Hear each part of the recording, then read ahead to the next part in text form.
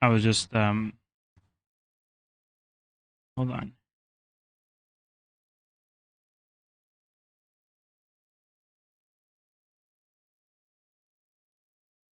There you go.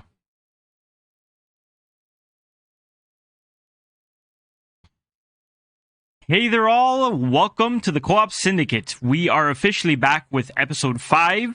I'm your co-host, Michael C. Moore. And I'm your other co-host, Jordan G. Marcos. Michael, take it away. Yes, sir. Today we will be talking about a highly requested topic, balancing PvP. Also very highly controversial because people have a lot of different things to say about this. We will be talk about. Yes, we will be talk about. Yes, I said that. I can speak today, as you can see.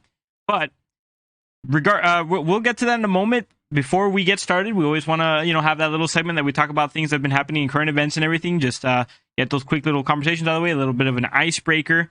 Lots been going on in terms of everything, and then gaming on top of that as well. If you live in America, it's been a little bit of a crazy time to be around here, these parts. But did you hear about Nintendo continuing to go in their maniacal down spiral with that massive DMCA strike that they gave that one gaming website? Yeah, it seems that they're starting to really crack down on gamers trying to emulate their consoles and rip their games. They want to make sure that they can kind of control the narrative on how their games are promoted, how their games are perceived, how it's modded. I mean, they've been doing this for years. They've always been shutting down content creators and trying to get rid of mods as much as possible.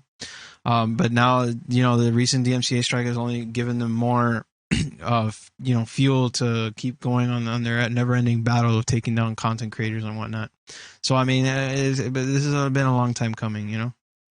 To be honest, it's nothing new. I think Nintendo is pretty much it's pretty much in their character of how they've been handling stuff for the longest while now. So I'm honestly not too surprised. Obviously I am a little bit disappointed though, because I feel like they miss out on a lot of opportunities acting the way that they do. For those of you who don't know, it was some gaming website, I forget the name of it now, but essentially there was a bunch of like fan-made projects of certain Nintendo IPs on there, like some Yoshi games and Mario games and stuff that was made by fans.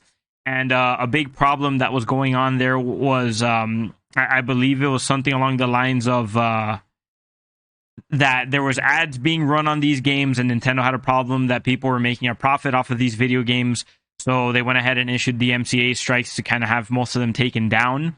I mean, obviously, legally speaking, they're in the right to do that because it's their IP.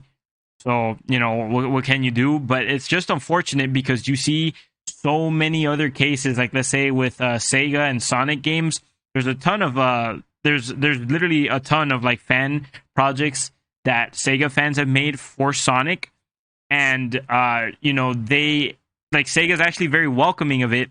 They accept it, and they bring people like these indie developers that make these Sonic games on board to Sega to make their games. And I believe some of the newer, better Sonic games were actually a result of bringing people on board. So I think it's a little unfortunate that Nintendo's decided to go this route with the people that make like passionate projects for them and stuff.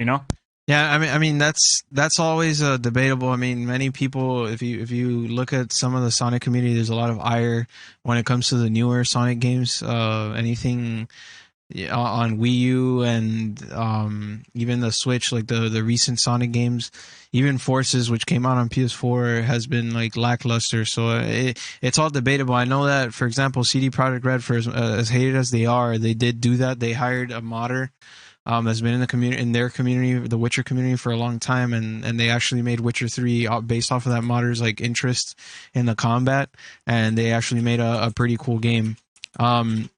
Now, is Nintendo doing that stuff? I mean, these things are always debatable. They're in the right, like as you said, to control the narrative on their games, the way it's promoted, and all that. I mean, personally, the YouTubing community, if anything, it has bolstered the gaming community and probably helped many developers that probably weren't as deserving of their sales get sales on many of their games. I mean, for Pete's sake, Lifesavers games is what we talk about all the time. It's the content creators that continue to build that community to bring them back. So it's like Nintendo shutting down the people that are promoting their stuff.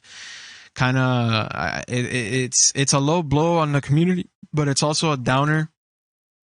Sorry, it's also a downer on the community, and them as well, because they're hurting the community that's promoting them while at the same time hurting their customers. So it's like it goes both ways. They have to figure out what they want to do, what kind of happy medium they want to find, the way Sony and Xbox has. I completely agree with you there, man.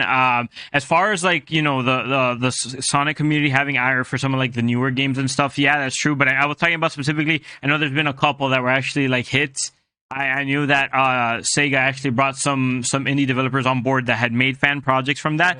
And funnily enough, speaking on that, you know, also tying back into Nintendo and how they've been hurting things more than you know, helping them, is that one of the biggest problems they have with one of their most popular, if not their most popular IP, Smash Brothers, is that and this is something that fighting games suffer from a lot, is that they tend to have very bad netcode, which make things a little bit hard for like online competition and generally just multiplayer and getting better by just playing at home. You know, a lot of the times if you're trying to be good in a competitive fighting game, the ideal thing is to go and play like in person at these tournaments, because the net code tends to be so horrible for them that it makes online competition not viable. And that's obviously been a problem with both Melee, especially Melee being like like a 10-year-old game, 15-year-old game at this point. And it's even a problem with Smash Ultimate, where they actually have a pretty bad netcode.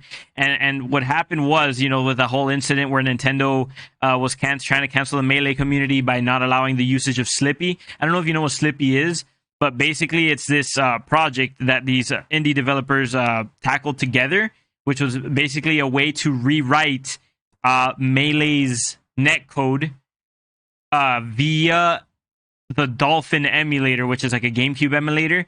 So basically, they were able to make a better netcode for Nintendo's game than Nintendo was able to do themselves. They were crowdfunded, and you know, Nintendo's like a multi-million or billion-dollar company. So it goes to show, I actually believe when it comes to Smash Ultimate, they were actually looking at trying, I think it's called a rollback netcode or something like that. Like Sakurai was trying to see if he could put like a rollback netcode for the game or whatever, because they thought that might be the answer to fix some of the netcode, but they actually weren't able to do it. They were just like, I don't think it's possible. And I'm thinking it's a shame that Nintendo straight up like hurt these people and refuses to like work with them in any way, rather than reaching out for them and trying to bring them on board, because ultimately it's a win-win. You're not only giving a job to people who might need it, and they're going to try to do best by it because they're super passionate. Like, they're already doing this, you know, taking a risk, doing it out of their own pocket, this and that. I mean, yeah, it's crowdfunded, but, you know, it just shows you that they have passion towards the game. And these are the kinds of people you need working to solve these problems, because maybe they're the ones, you know, it's an outside perspective. The big problem with Nintendo is if you just make it so that only the people in the box get to work on things, then you lose that other perspective. You know, what about thinking outside the box, or that saying where two heads are better than one? If you're just going to be Nintendo and you're just going to keep doing Nintendo things, you'll never be able to grow from that. And I think that's something that's damaging in how they, you know, try to handle these sort of things. Yeah, I mean, there's a lot to say about Nintendo. I mean, personally, you already know my opinion. I think they should just drop the console creation and just, you know, go the Sega route and fully focus on they should just focus on content creation, like just making games and just do what they're good at. When it comes, they're literally holding themselves back. I disagree with you there, by the way. I just want to say that real quick. No, you can disagree all you want. That's fine. But it's just, I keep seeing them. They keep fighting to push the Switch. The Switch is already starting to become, like, it's great and it's selling, but it's because everything else is out of stock. And people just want to keep playing. It's 100%. The Nintendo crowd is big, but it's not big enough to cover 170 million gamers on PlayStation 4, or the extra 30 million on Xbox, or PC having like over 100, like what, 200 million players. Like, it's not enough. Look, I'm not even a Nintendo fanboy. Like, okay, the problem with this is, I think you're bringing a little bit of bias to the table because you are a self-admitted Sony fanboy. Yeah. I'm not even any console fanboy. I prefer PC. it's well known that even with all the boost of like all these scalper sales and everything, like literally, you know, the PS5 and the Xbox Series X or whatever was selling like hotcakes. The Switch is still outselling them currently because Nintendo's actually picking up speed. If you actually look at the marketing for games on the Wii U was a failure of a console. It was super bad for Nintendo, and like, you know, it resulted in a bunch of financial problems for them. They were giving games at like a massive discount and everything because of how bad it was. You know how I think when Sergio was on, we actually were saying stuff like, oh, Nintendo never gives discounts for the games. I was actually wrong. I found out that for the Wii U, they were giving like things away almost for free because of how bad it sold. Now the Switch is doing so well that they're straight up not giving discounts on anything, even if it's been multiple years for a game, which is also indicative of the numbers that are available on the market, that the Switch is actually outperforming both the PS5 and the Xbox Series X. Now, granted, the hardware obviously is a little inferior for the Switch, but in terms of the versatility for like the portability and like how the Joy-Cons work and everything like that, I think Nintendo is one of the better console developers, even though their hardware lags behind. That innovation is where they're able to step up and meet Sony and Microsoft in competition for the consoles. And, you know, ultimately, your opinion might be a certain way, my opinion might be a certain way, but the way that we work in this capitalist society, you know, especially with products like the Switch, is that the market speaks for itself. And if it's outselling the PS5 and the Xbox Series X, it's for a reason. The people are speaking with their dollar. No, let's not get started into that theory crafting, because then you could just as easily debate the fact that they don't have enough consoles to meet production. They literally haven't been able to sell anywhere. Like, you literally get one selling opportunity for PS5 a week from like Best Buy, a maximum of like 500 consoles that they bring out. They don't even have the production to meet interest. Yeah, but the reason for that isn't because, oh, like the materials are so scarce or whatever. The reason why that's the case is because of the fact that the scalpers bought them all. So they already, like, whatever it is that they plan to sell, they did that, and then the scalpers just bought it all up. But those numbers are still factored against the Switch. So even if that would have sold to regular customers, or if that would have sold to scalpers, the Nintendo Switch is still outselling them. People are still choosing. Yeah, but you're forgetting that all the stock came in November and then no stock for December. That's what the point is. The point is they paid 63 different charters to push everything into November for that sale, and then they just left December completely dry. That's the reason why people are having so much problems. Well, yeah, they're having a hard time finding it, but they've done multiple restocks between when it first launched and now, and the Nintendo Switch is still outselling them. Like I said, it's just a matter of stock. I can assure you that within the next 3 months, now that PS4 has dropped production because they're switching to PS5 and Xbox is increasing production tenfold, I promise you that Switch thing is just a one-time thing. I don't know, man. We're going to have to agree to disagree. I know that the Wii was a massively popular console. The PS3 lost to Xbox, you know, the Xbox 360. But the conversation is the same as PC, right? It's about versatility. Yeah, sure, Nintendo's selling right now because everyone just wants their Zelda and all that stuff for the Christmas. I want to Switch. Heck, I want to buy one, and I would have contributed to that number too. But at the end of the day, once all these games start coming out for PS5, the biggest thing is that consoles generally don't sell in the first year until all the big titles start hitting. PS4 didn't sell that hard. You know, it sold maximum, I think, 2 million within the first 6 months until the first big, you know, like first party game came out, and then that's when it hit. Nintendo didn't sell until Zelda came out, until Mario Odyssey I'm going to stop you right there, though. I remember, though, specifically in high school, you rode PlayStation 3s like dick till you died. And then only now you're admitting that the Xbox 360 was the superior console, that it outperformed it. So ultimately, the problem is I think you're bringing too much bias for your Sony preference to the conversation rather than just looking at the market for what it is. I'm being honest. The truth is, there's no big game right now. Everyone, when the biggest selling point for PlayStation 5. Thanks for the follow, Ben. I appreciate you. Oh, let me move that up. That was a little bit of a dud there. The biggest thing about PS5 was Spider-Man Miles Morales was going to be exclusive to PS5, and then they had Demon Souls, and then they had, I believe it was Kenya was also going to come out day one, and Ratchet and Clank. All those 4 games were going to come out day one. Then all of a sudden, 2 of them got pushed back, and Spider-Man got released on PS4. So what did everyone think? Oh, I don't really need a PS5 anymore. I can just stick with my PS4 an extra year or two, wait for the first party games. That happened in PS4 as well. Well, that might have happened on PS4, but still, like ultimately, the hype was there for it. I'm not sure. I'm not sure if it's necessarily there now. Anyway, you know, a lot of people are looking at the moves that Microsoft are making with all the purchasing of the different studios, Bethesda and all that, and they're thinking that maybe this is going to be up for their pickings. Ultimately, I'm not one to speak for people that I don't know. You have to think that people don't really always share your mentality for how you see Sony. So we just gotta wait to see how people vote, and so far people are saying they want Nintendo, my man. Yeah, So, but I'm not arguing whether this is a fanboy thing or not. I'm arguing the simple conversation about what you have more on. Like, for example, on Switch is great because I can take it anywhere. And I wanted to play Zelda, I could play Zelda. If I wanted to play Mario, I can play Mario. But as soon as I want to play Skyrim, I have to stream it in using Wi-Fi because the game can't be handled on it. Or if I want to play Witcher 3, I have to stream it in. You see, these are problems already that the Switch has because of its limitation. Now, I agree with the console's great. Though. That's not what we're talking about. The conversation that I wanted to put out was I believe Nintendo should just stop console. They should just do what they do best, make more games, and then pick either PC or a different console to bring their stuff and just refocus all their efforts. Because on top of like what they just did, they're hurting the community. They're forcing everyone to get Switch. They're blocking off third party applications. I think they just stopped Netflix support as well. I might be wrong on that, but I think that happened recently as well. So they're blocking off third party. They're trying to bring everybody to play only Pokemon, Mario, and Zelda. They let go of Metroid. They let go of all their other IPs. You know what I'm saying? Like at this point, what's the point of making a console just to keep rehashing the same thing? Yeah, sure, you're making money, but consoles are sold at a loss. As far as I know, PS4, PS5, Xbox 360, and Xbox, they've all been sold at a loss for the purpose of reselling on you know, services and whatnot.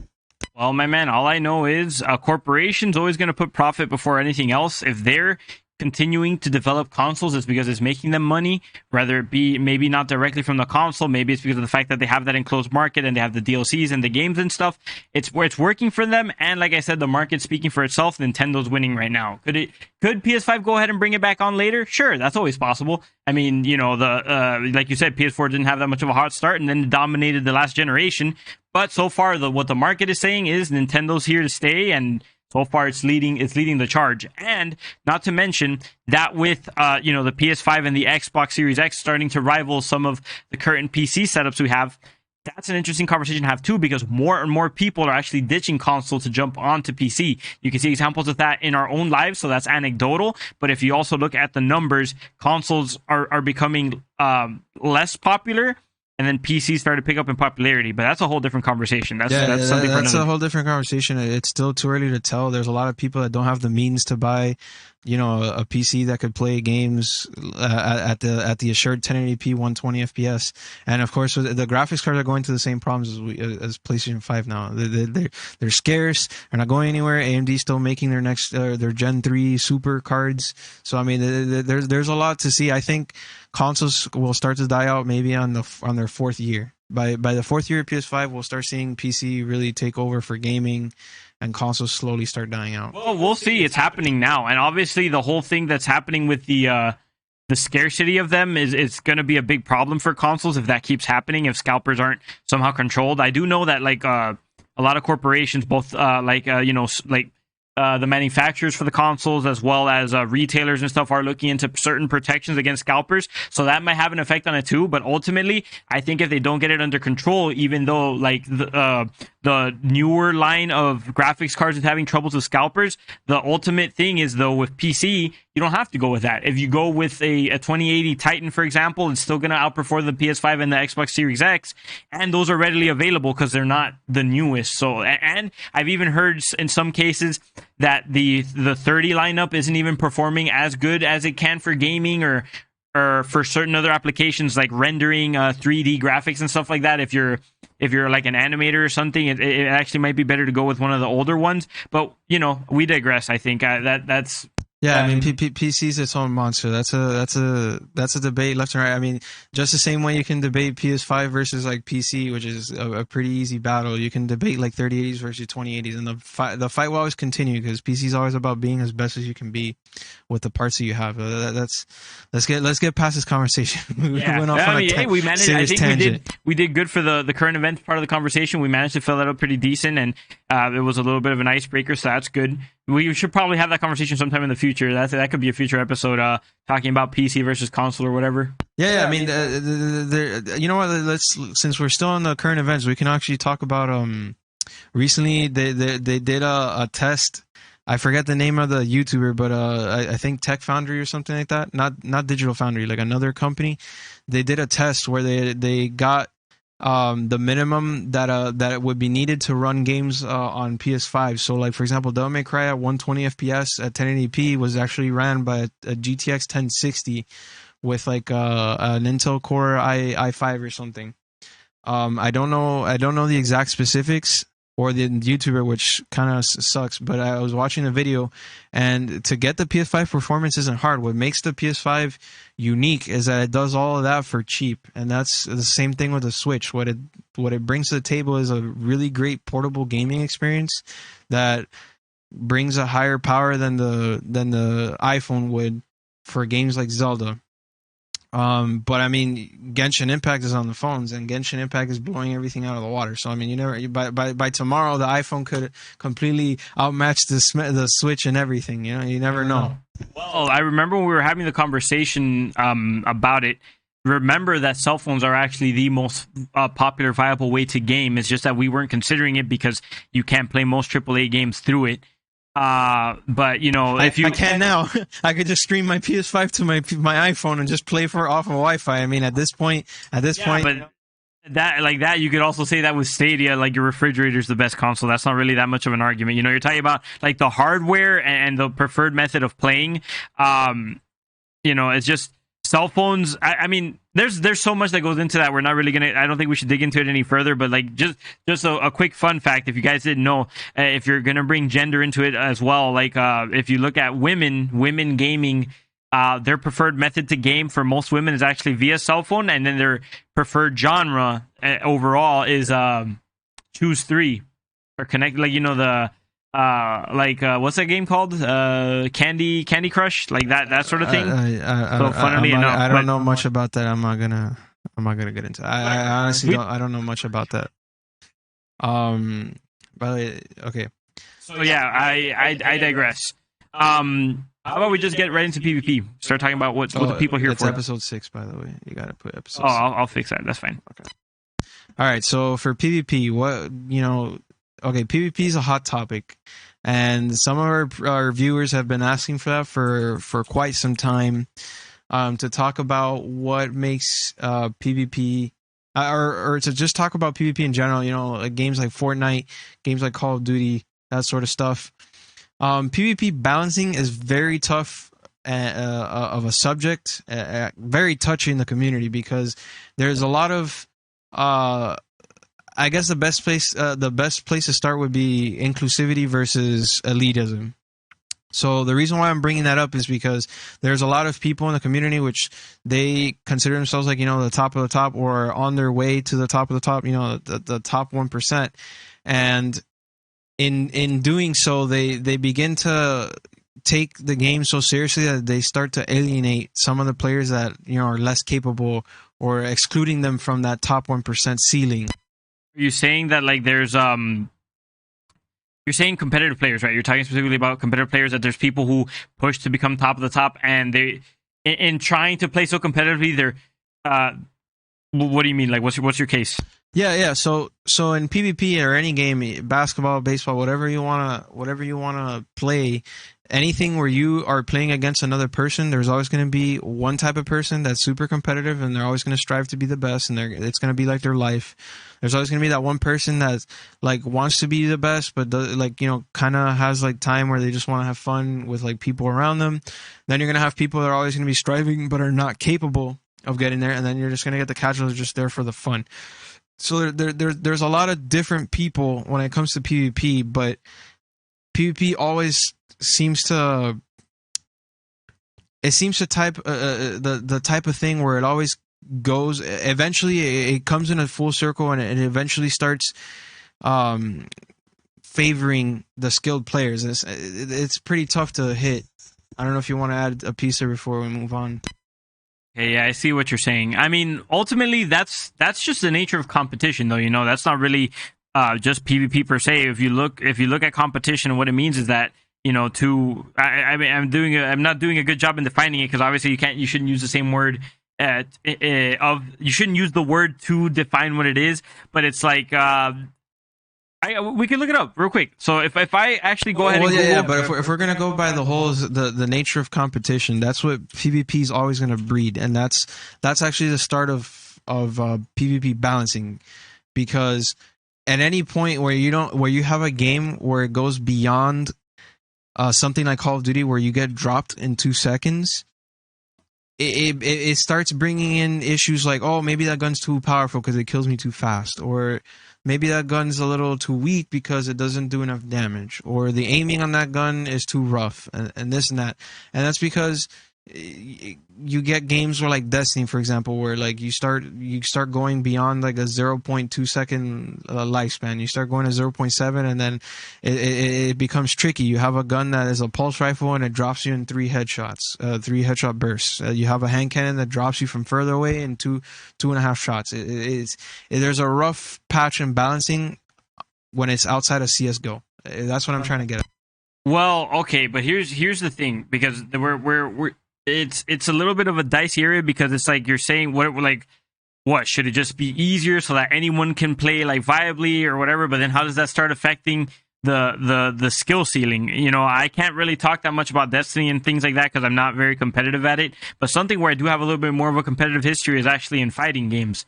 And ultimately you have to ask yourself, if we're talking about fighting games, for example, some of the most popular ones in all of history have been like Street Fighter Third Strike, or if you're looking like at something like Smash Brothers, Melee is still considered the most popular one for competition.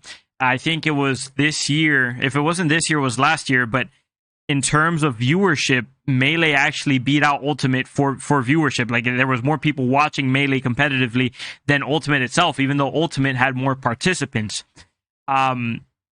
So people, number one, obviously like competition, because you have all these people trying to become pro gamers like Ninja and stuff like that. There's the market of streaming, and there's many things that come with being a pro player outside of just competing at a tournament for prizes. You typically get a following for content creation and things of that nature, and people enjoy genuinely like competing and stuff like that. Now, that does bring up a conversation where some people get salty when they lose and all that, but that kind of ties in, I think, to the natural psychology of human nature. Ultimately, as players, as gamers, we always like winning. We don't necessarily like losing. No, I totally agree. But that's what I'm trying to get at. It's that it seems that PvP always, it starts off in a certain way, and many games like Destiny start off with something unique, and so does Overwatch. But then it just starts to slowly gravitate towards those players that are generally just like CS:GO fans or Call of Duty fans that they just want the fast kill times to be pro or to be competitive, and it starts to ruin. I believe it's, when it comes to PvP balancing, it generally ruins the experience that was originally given from a creator. I don't know if you want to add to that, or if you have. I mean, okay, so if you're saying specifically about kill times, it depends. It really does depend. I think we want to talk about accessibility specifically first before we go into that route, but just to kind of add to what you're saying. So it like I said, it depends. So how does kill time affects one game over another? So like, let's say for a game like Call of Duty, a higher kill time might mean that maybe running with an assault rifle with a lower an assault rifle that has a typical like lower kill time already compared to another one might be an even bigger disadvantage, because like, let's say in Black Ops 4 you have more health than you had in Modern Warfare, so it might make sense in Modern Warfare to run around with like an SMG that might be a little bit weaker but has an insane fire rate, versus in Black Ops 4 where maybe you need something that produces a bit more damage so you could get that faster kill time. You know what I mean? So changing the time to kill in those games is going to have a much larger impact versus something like Overwatch, where you already have varying time to kills depending on which hero you're playing as. Roadhog isn't going to die as quick as Tracer is, for example. and that's for obvious reasons. Roadhog is an off tank. He's supposed to be able to sustain more damage and stay alive longer. And Tracer has overpowered abilities where she teleports quickly. She produces quite a decent amount of damage from medium to close ranges with her pistols. And she has the rewind ability to heal herself. So if she had Roadhog's health, you're looking at probably one of the most busted characters in the game. If I'm not mistaken, I believe she's already like in the top of the meta currently with how Overwatch is, and that's with her having a meager 100 health points. Like, she has the smallest health bar of any hero in that game, and she's already disgusting. So, you know, could you say that maybe you do have to be a little bit more skilled to play Tracer due to the fact that she has a smaller health bar? Yeah, and also you there's a lot of things to consider when you are playing as her, because you have to be able to keep track of your movements better with your teleport. You have to know where it's going to kind of land you. You have to keep an eye on your ultimate and see how you want to land your ultimate on which heroes. Take into account the damage that it does so that you can get a guaranteed kill rather than just throwing it and then like kind of feeding damage into the team so they could heal themselves and get more ult charge and all that. There's a lot to count into that. So ultimately, if you're talking about, let's say, Destiny, is raising the time to kill or lowering the time to kill a good or bad thing? I can't speak on it too much because you're more of the Destiny buff than I am. But I don't think that it's ultimately... I don't think... What I would say is that changes should not be made to a competitive game to ease it for new players at the cost of like the quality of the game. And I actually have a couple examples I can bring up of that. If you want, you could jump in at any time, or if not, I'll keep going. No, I mean, you started off with Destiny, so I guess, or you mentioned it, so I guess I'll put in my 2 cents on that. For example, the latest thing going on right now is Stasis, right? You saw Stasis when I brought it over that one time. You know what it's capable of. It's capable of freezing enemies. It has literally a grenade that pulls you out of cover and keeps you stuck in a vortex, slowing you down, and then eventually freezing you. It has a long-range melee that could freeze you. It has a super that freezes everyone and then blows them all up practically. So it's a pretty powerful tool to have in the game, right? But when it comes to PvP, that's a whole different story, because it makes people feel so bad while they're at the other end of the system, right? And by that I mean, it's how do people feel when they get frozen in the middle of PvP? They're running around, they're doing all this jumping and shooting, acrobatically, because Destiny is all about jumping and incorporating, all the slides and all the extra stuff. Similar to like a Doom style arena combat where you're always constantly in movement. The game is a movement type of game. So when the game freezes you or it stops you because you get frozen, it begins to put people off. But I personally think that the super is balanced. I don't think it needs to get nerfed. I don't think they need to remove the ice mechanics. I think that's something that is completely balanced. They just need to buff everything else around it. My problem here, my question to you, why it is that you're bringing it up in this part of the conversation, is how does Stasis affect accessibility in any way? Because when I think accessibility, for me, a big example would be, even though Ultimate was a big return to form, or it got closer to form of how Smash Melee used to be, where it wasn't as laggy and it didn't have stupid things like you could just trip randomly when you're running in the game, like how Brawl had. For a big example of what still makes it not as competitive as Melee is that they added a buffer system where it's a little bit easier to input certain commands for new players. So that's a way of giving them accessibility, right? But the consequence is that now if you're a more competitive player, like you're actually better at your inputs and things like that, the game has a potential to misread things if you do it too close together. So an example of that is, let's say if you try to do like, okay, so if you go ahead and you dash towards someone, right, you run towards them in Smash Ultimate. If that means you're pushing the stick towards the opponent, right? And then you're going to go ahead and you're going to either press the Z button, which is the grab button, or you're going to do shield and then attack, right? You're running, and then because you have to go ahead and press shield and attack, and usually the window's pretty close together, there's actually a chance, because of the buffer system they introduced into the game, that instead of grabbing, you might throw out a dash attack. And that's a big problem, because dash attacks are actually very punishable depending on which character you are and depending on how far you throw it out. But that ultimately throws off your game plan completely. That could actually cost you a game at a competition where, you know, some people try to live off of this stuff, and you know, it's punishing you for trying to do something that you physically did right, but ultimately it's you're being punished by a system that was simply put in place to make the game more accessible to new players. Why isn't it that those players should just be forced to learn the game at a higher level? That's my question to you: is why is it? How is it that stasis is a question of accessibility versus just, you know, like general balance, I guess? Well, like I said, I think stasis is balance, and I believe that everything else around it needs to be balanced. I mean, the way that they introduced this new subclass, they completely changed the way they introduce subclasses. The subclass itself has like actual perks and bonuses that you can acquire for it to empower it and make it more powerful than a regular super would in the previous updates. So getting stasis, what it does is that it makes it more accessible to other players, because Destiny, for as long as anyone can remember, has been a momentum shooter. It's about running.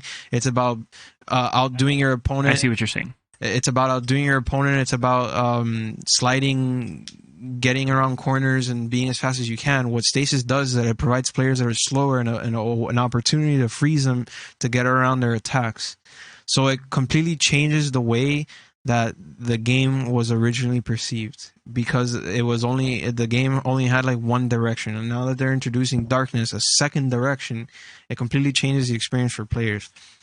Like I said, I personally believe that stasis is balanced. It's that every other subclass is not up to par or at the same level as stasis, and instead of bringing down something that is new and is trying to give a new life to the game, they should give new life to the old stuff, bring that up to equate it.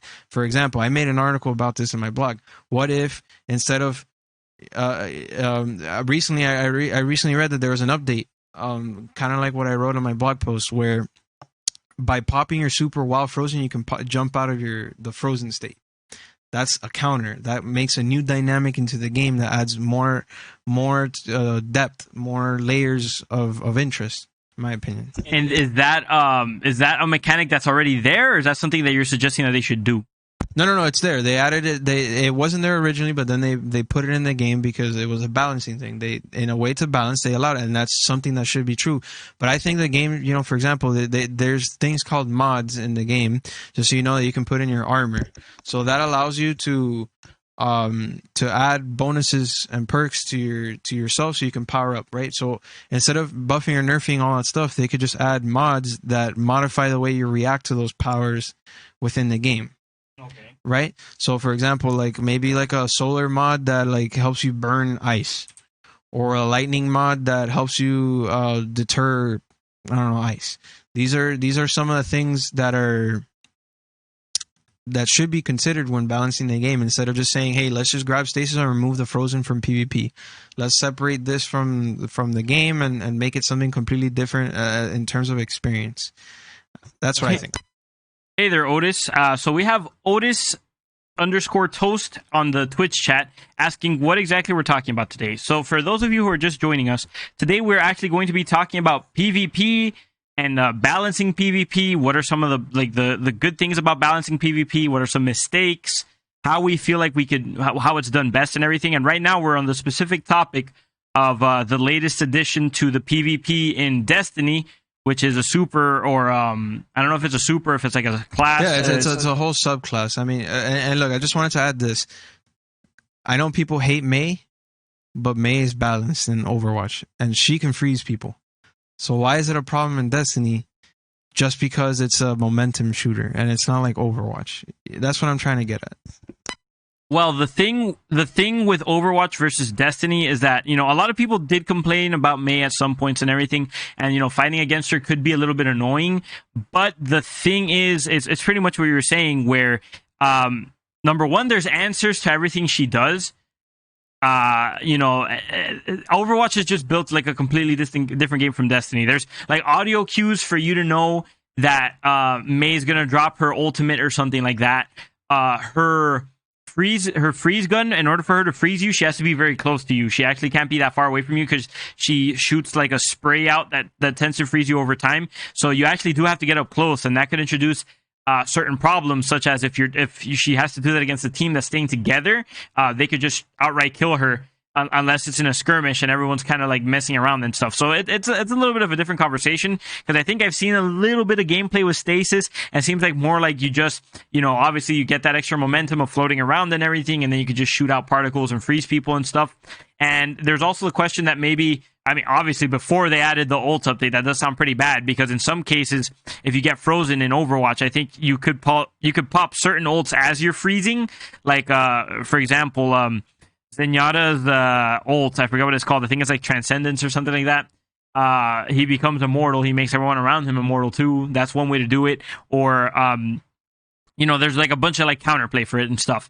So that's ultimately the thing about balances. That's what, it means, is that for everything that you add, you don't want it to like be something that like, you don't want to create a meta where the only space to play your game is by following this specific strategy, or like, it's something that's so overpowered that you just have to play that way, because then you're devaluing the rest of the things in the game. It's kind of like the argument that you had with why the Halo 2 legendary difficulty was kind of like poor in your opinion, is because you feel like you were forced too much to play using the battle rifle and the plasma pistol, and then you can't really explore the rest of the game.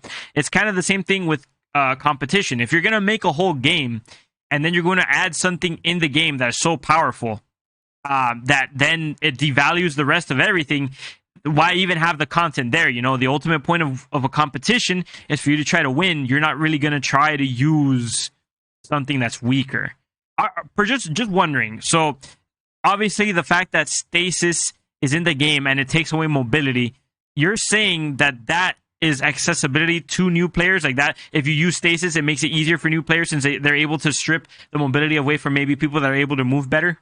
No, yeah, of course. It completely, they can completely shut down another player using those supers.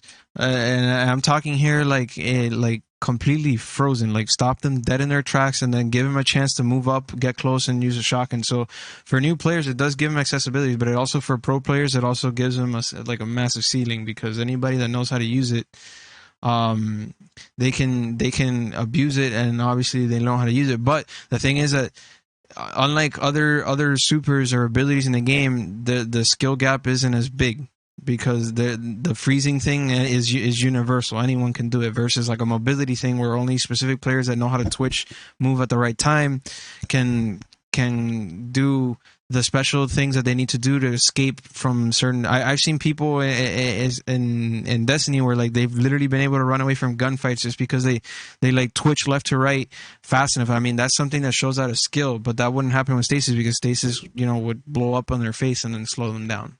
So that's why there's like a difference in the skill gap there, because before there was a massive skill gap between a good player and then a pro player, with the ceiling being so high, versus stasis, which kind of closes that gap and just kind of gives you like a more of a slope, like an inclined slope that's like walkable, versus like a pyramid, which is like super hard to, if you know what I'm saying. Like it doesn't become so steep. The ceiling doesn't become so steep.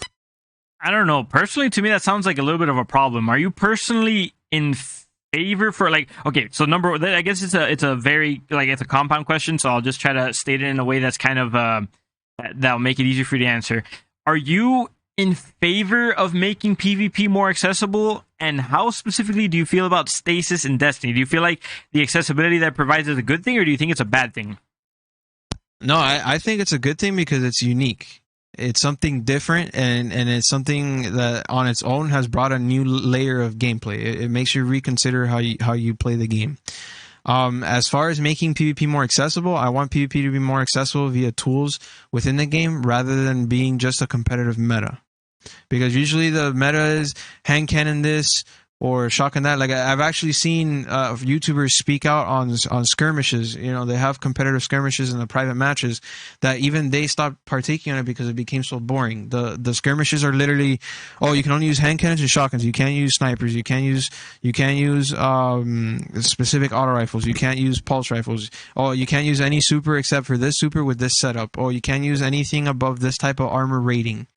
What contributes to them specifically not allowing those? Well, it's a community within a community. It's basically like a PvP community that wants to get a more competitive experience out of the game.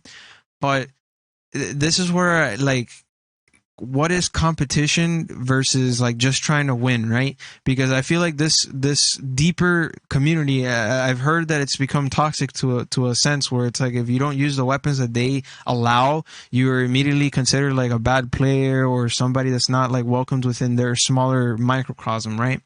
So the way that they do it is how I was mentioning. They nerf abilities, they nerf certain types of armor ratings and stuff. So you're limited to a certain set where everything is quote unquote balanced by their standards. But you're already removing half of the game to balance the mode so that you can have a competitive outing. I mean, you're essentially with the weapons that you're using speed up the game's kill time to like, or like it reduces the time to kill, essentially making it nearly like Call of Duty. So to make something competitive, you have to speed it up to make it like COD or like CSGO. It doesn't make sense to me. A competition should be in anything. You know, in Smash, you don't just instantly make, oh, you know what, to make the game more competitive, we're going to add a whole bunch of Mortal Kombat combos so that you can just one combo everybody. And, you know, that's not competitive either. Smash is competitive because it has a unique layer of like different movesets and characters that combat each other. But then imagine in Destiny, like if Smash was Destiny, they'd be like, oh, you can't use Cloud, you can't use Sephiroth, you can only use like Ganon and Little Mac, for example, which is like absurd. Well, yes, but I'm confused because okay, you're gonna. I don't know if you necessarily answered my question because what I was asking you if number one you're in favor for accessibility, like if you actually like competitive games being made more accessible, and then I'm wondering. Oh, I know you did answer actually that you think that stasis is a good thing, so that's good. Let me see if I can answer that in a better way. Okay, so imagine, let's say in Call of Duty, everybody's using the M16, the G36C, and this is Modern Warfare 2 times, the G36C and the ACR, right? Those are the three most top weapons. Nobody uses anything else, right? Because why? Why would you use another weapon? You use the M1A because it's fastest sniper. Why would I use a Barrett 50? It doesn't make sense. It's a slower gun, although it hits harder, it doesn't aim as good as the M1A. So what I would say, or what I'm in favor of, is building accessibility through improving the other weapon classes. If you make a standard, or if the community makes a standard of the meta because of the original balancing, that these weapons are the most viable, like the G36C and the ACR and all that, then that means that everything else needs to be improved to become viable as well. I don't think that you and I have the same understanding of what accessibility is. Well, okay. So what is accessibility to you? To me, accessibility means that like anybody, it includes people, or it includes mechanics or ways for people to play outside of the meta. If you understand what I'm saying. So a meta forces everybody to play a certain way, and it's not inclusive of other types of players. For example, I know players that can't use auto rifles. They need to use hand cannons, right? So if they make a game that is only that hand cannons are only viable, then it's not accessible to people that can't use hand cannons, or it's not accessible to people that use snipers, for example, right? So that's what I'm trying to say. If the game it doesn't make or improve the way that you use the things that are created for it, then it creates a meta, right? And then the only way to play that would be through that meta, and then only a certain people that enjoy that meta are going to enjoy it. And that's what I'm trying to say. And this conversation goes on. I see it in PvP. I know we've gotten completely off track here, but this is actually a main point of PvP, which I think is something that is the main reason why I mostly dislike it. Is I used to play PvP a lot. Halo 2 to me was like top-notch PvP, and so was Halo 3. And I played a lot of Modern Warfare 2 COD and all that stuff. At the end of the day, it's very tough to really answer. So the thing is here, I actually just looked up the definition of accessibility, and I think we're talking about two different things. I just want to get us on the same page real quick. Google defines accessibility, or actually, this is the Oxford Dictionary here. It's defined as the quality of being easy to obtain or use, or the quality of being easily understood or appreciated. I think it sounds like you're talking to me more like balancing than you are accessibility, because when I mean accessibility, I'm like, think back to the example of where I was bringing up the changes from melee to ultimate, where they added a buffer system, or also you could see the same thing in Street Fighter, from Street Fighter 4 to Street Fighter 5 competitively. There's a very big change where they added, I think it's something like three frames of input delay in Street Fighter 5 compared to Street Fighter 4. And the result was that for Street Fighter 4, a lot of your moves had to be like 1-frame links, meaning that you literally had to hit an input in the perfect 1/60th of a second in order to land, in order to continue a combo for certain strings, which made it very hard, but also very rewarding to land those combos. And the result of having that lack of input delay is that in that game, you could react to things. So if you saw the very start of a jump animation in Street Fighter, for example, you could actually punish a jump by doing maybe a Shoryuken, which is an anti-air uppercut, to get the opponent out of the air. And then what's changed in Street Fighter 5 is that with that added input delay, even if you saw the very start of that jump animation, because of that lag, now by the time your eyes see the jump and your brain processes what's happening in the fight, you may not throw out the Shoryuken in time to punish. You actually have it, so the game becomes from one of reacting to one of predicting, and that's one form that Capcom tried to introduce accessibility. And I'm just trying to see. I think you explained how stasis is kind of accessibility in and of itself, but I don't see how people creating a meta necessarily has to do with the accessibility of the game. Right. Okay. So now that you explain it your way, I kind of found a bit more of the words that I was looking for to explain it. Okay. So let's put it like this. Let's say there's a meta, a PvP. The meta is driven by hand cannons, right? So in a hand cannon, it's obviously a slow weapon, so you have to be accurate and you have to make sure your hits land, right? So that already starts putting pressure on the player to be more accurate as a shooter, right? If hand cannons destroy everything, right? And you use a hand cannon to 3-tap somebody in the head, and you have to be precise, like on the spot. Then it becomes a matter of who can shoot the other one faster and better, right? Mm-hmm. Then once that skill gap starts rising, then afterwards who can start pre-aiming the hand cannon faster than the other person. Then it's who has better control of range so that they can shoot from a bit further off and start tricking players. Then that whole thing starts becoming one-sided, where it's just like the better player with hand cannon just takes off, versus everyone else with hand cannons should just stay in a regular range. Now that's normal in PvP, that a pro player will always take off, but it becomes very limited because there's no other way to counter hand cannons except for using a hand cannon, and that's what brings meta as a problem, to make it so inaccessible for other players. Okay, I see what you're saying. So Splash Cannon on Twitch. Hold on. Let me put it like this. Imagine in Smash, right? It's you become so god tier with Sephiroth that like using anything below Cloud or some of the more S tier characters is completely unviable, useless, and completely ruins the fun for the game. And your only viable options to beat Sephiroth because he's so OP are Cloud and those S tier characters. Then it already changes the game. It reduces accessibility. People that can't play anything other than Daisy or whatever, Princess Peach, they can't play anymore because the game is so inaccessible. That's it. Okay, so yeah, you see, I think we're not landing here. Before we continue on, let's see what Splash Cannon here on the Twitch chat saying. He's saying, if the meta prefers one class more, then people who like using other classes will feel disenfranchised because of their preferred play style. Yeah, so I mean, the problem I don't see. Okay, so you're gonna have to help me out here, because I feel like you're tying in meta and balancing to accessibility. Whereas I get that there's a meta, right, in Destiny where that it's preferred for you to use hand cannons and stuff. That doesn't mean that people can't play the game because of the fact that there's hand cannons and stuff. Yeah, maybe it's the preferred way to play for you to get the best competitive results at the highest level, but ultimately that's something that's available in every single competitive game, especially fighting games. That's why, tier lists for the fighting game community is one of the most popular forms of content, because people want to know and hear the pros' opinions on which character is the best choice. But the big thing, I think maybe the biggest issues I'm thinking about inclusivity versus accessibility. Because accessibility is more like it's a pretty simple thing. Like, yeah, accessibility should be in any game, but there's obviously a limit. You can't make everything accessible. Like, I can't just make the game like so that I could play with no hands, for example. Like that's that's not really something. I guess I'm having a difficult time understanding the topic because like I'm thinking about inclusivity when I think about accessibility. Accessibility to me, what it means in a game is anybody able to play, or is it limited to a certain type of enjoyment or people that enjoy a certain thing? You're gonna have to explain that to me a bit more. Sure, I'll actually explain it, and it ties in perfectly with what Splash Cannon's talking about here on Twitch chat. So Splash Cannon says accessibility is the wrong word.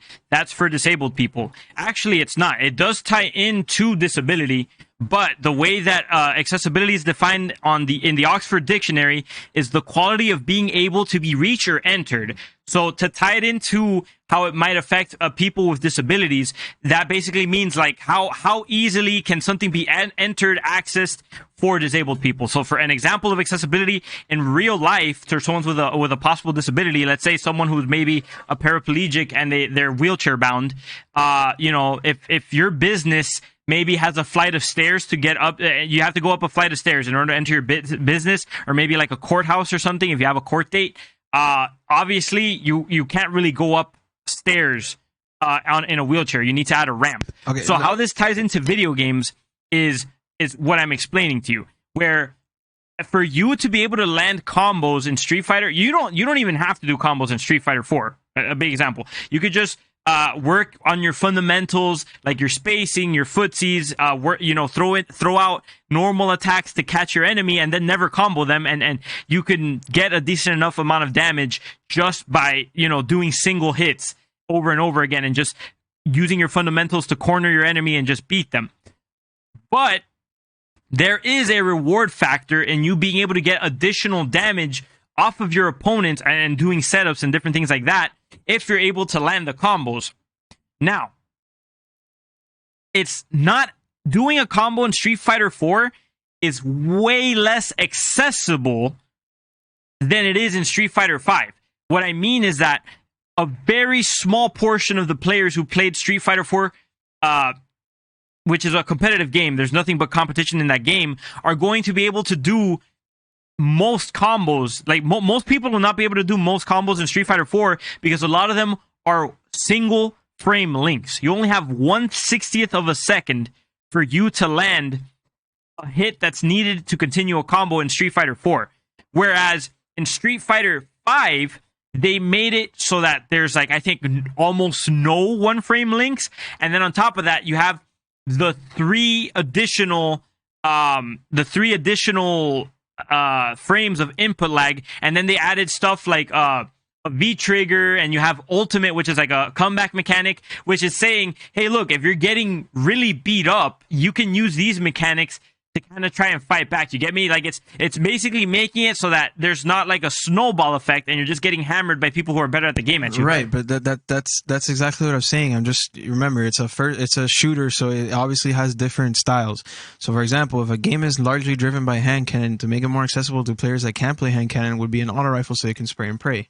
That's what I was trying to say. So in balancing and finding the cycle, to the vicious cycle of nerf buff, nerf this, buff that, they have to find a way to make things more accessible to players so that they can all be competitive. But at the same time, it's not because it's to allow for more people to be competitive, it's to allow for more grounds for competitiveness. If everything's just one-sided, there's not really a competition anymore. It's like putting. Who can throw the rock furthest? It becomes lame and one-sided. If there's no unique aspect to it in balancing, then there's no fun to the competition. So that's why I'm saying that balancing is important, and in accessibility, they should fix other less used aspects of the game and bring them up to standards rather than nerf everything down to keep everything one-sided. So for example, Destiny was largely a strategic momentum game, but now it's changed because it's a strategic momentum game with a strategic slowdown mechanic. And that is off-putting people because they've been used for 6 years to only playing a certain way, but now there's a new layer of gameplay, but they want that to turn into the old way instead of bringing the old stuff to the new way. And that's what I'm trying to say. So, for example, balancing for me in Destiny, I think stasis is balanced. I think that they should buff the other subclasses to better compete with stasis so that it becomes balanced. And this problem, now we can jump into like COD again. I remember people were saying, oh, nerf the ACR or nerf G36C. those weapons didn't need to be nerfed because that game was fast paced. Like you die in 3 bullets anyways. What they needed to do is just slightly improve the other weapons so they could have a bit of a better opportunity accuracy wise, so you don't feel like you're getting completely demolished by a laser focused weapon. You understand what I'm saying? That's what I think about accessibility. I don't know if you have a counter to that, but that's my opinion. Well, real quick, Splash Cannon on Twitch.tv says, I think accessibility I think he's saying, I think accessibility is also the ability new players to be able to compete right early on and not get turned away from the game by being utterly destroyed by sweat. Okay, yeah, that is in a way, I think that is in a way a fair example of accessibility. But the question becomes, right, because how we defined competition earlier, it's ultimately multiple parties, trying to gain or reach a goal that is only going to be available to one of them. And in the case of competitive games, PvP games, it's to win. If you're looking at a competitive game, only one player can win or only one team can win versus all the other ones. So my question then becomes, for accessibility, how far do you push accessibility before it becomes punishing of those who are capable of performing better? Because when you're talking about stasis, you're talking about balancing a subclass, and you could make a fair argument to improve the other subclasses, because obviously if you introduce something that might be considered overpowered in a game, yeah, it'd probably be better if it's not completely disgustingly broken. An example of that to me would be how, let's say, if we're talking about Smash, right? In a tier list, a character like Pikachu is considered top tier because he has great mobility, he has tons of different options, he has kill confirms, good combos, he's like the right weight that you want for a character and everything. He has tons of great matchups against other characters in the cast and everything.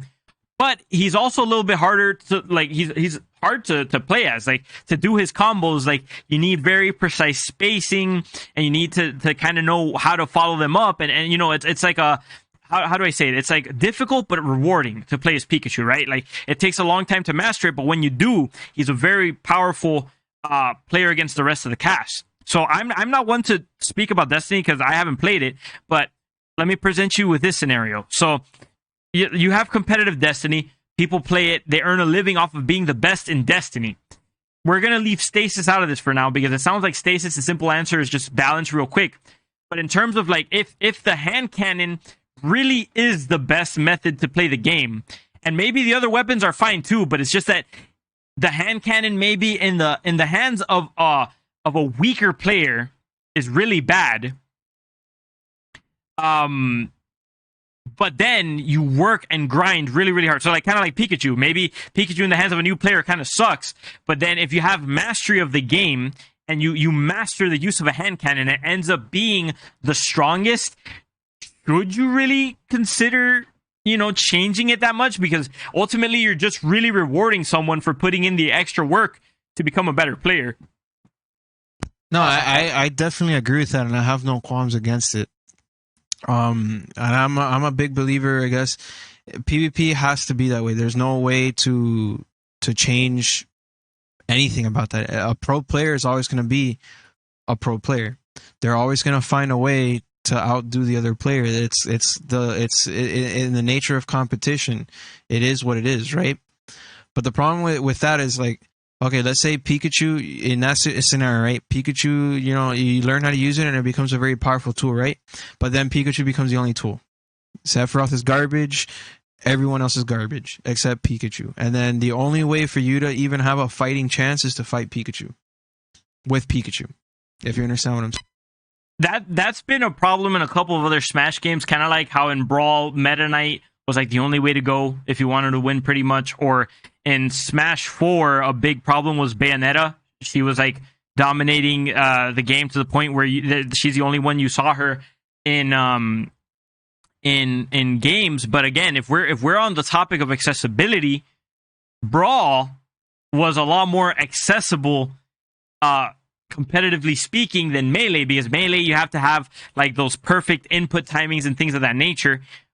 But they created a broken meta in the fact that Meta Knight was such a powerful character. Do you see what I'm saying? So that's where I'm confused in how you're tying, let's say, a hand cannon being good to accessibility, because just because a hand cannon is good, it doesn't mean that the game is inaccessible to new players in a multiplayer. So like, let's say a hand cannon might be hard to use.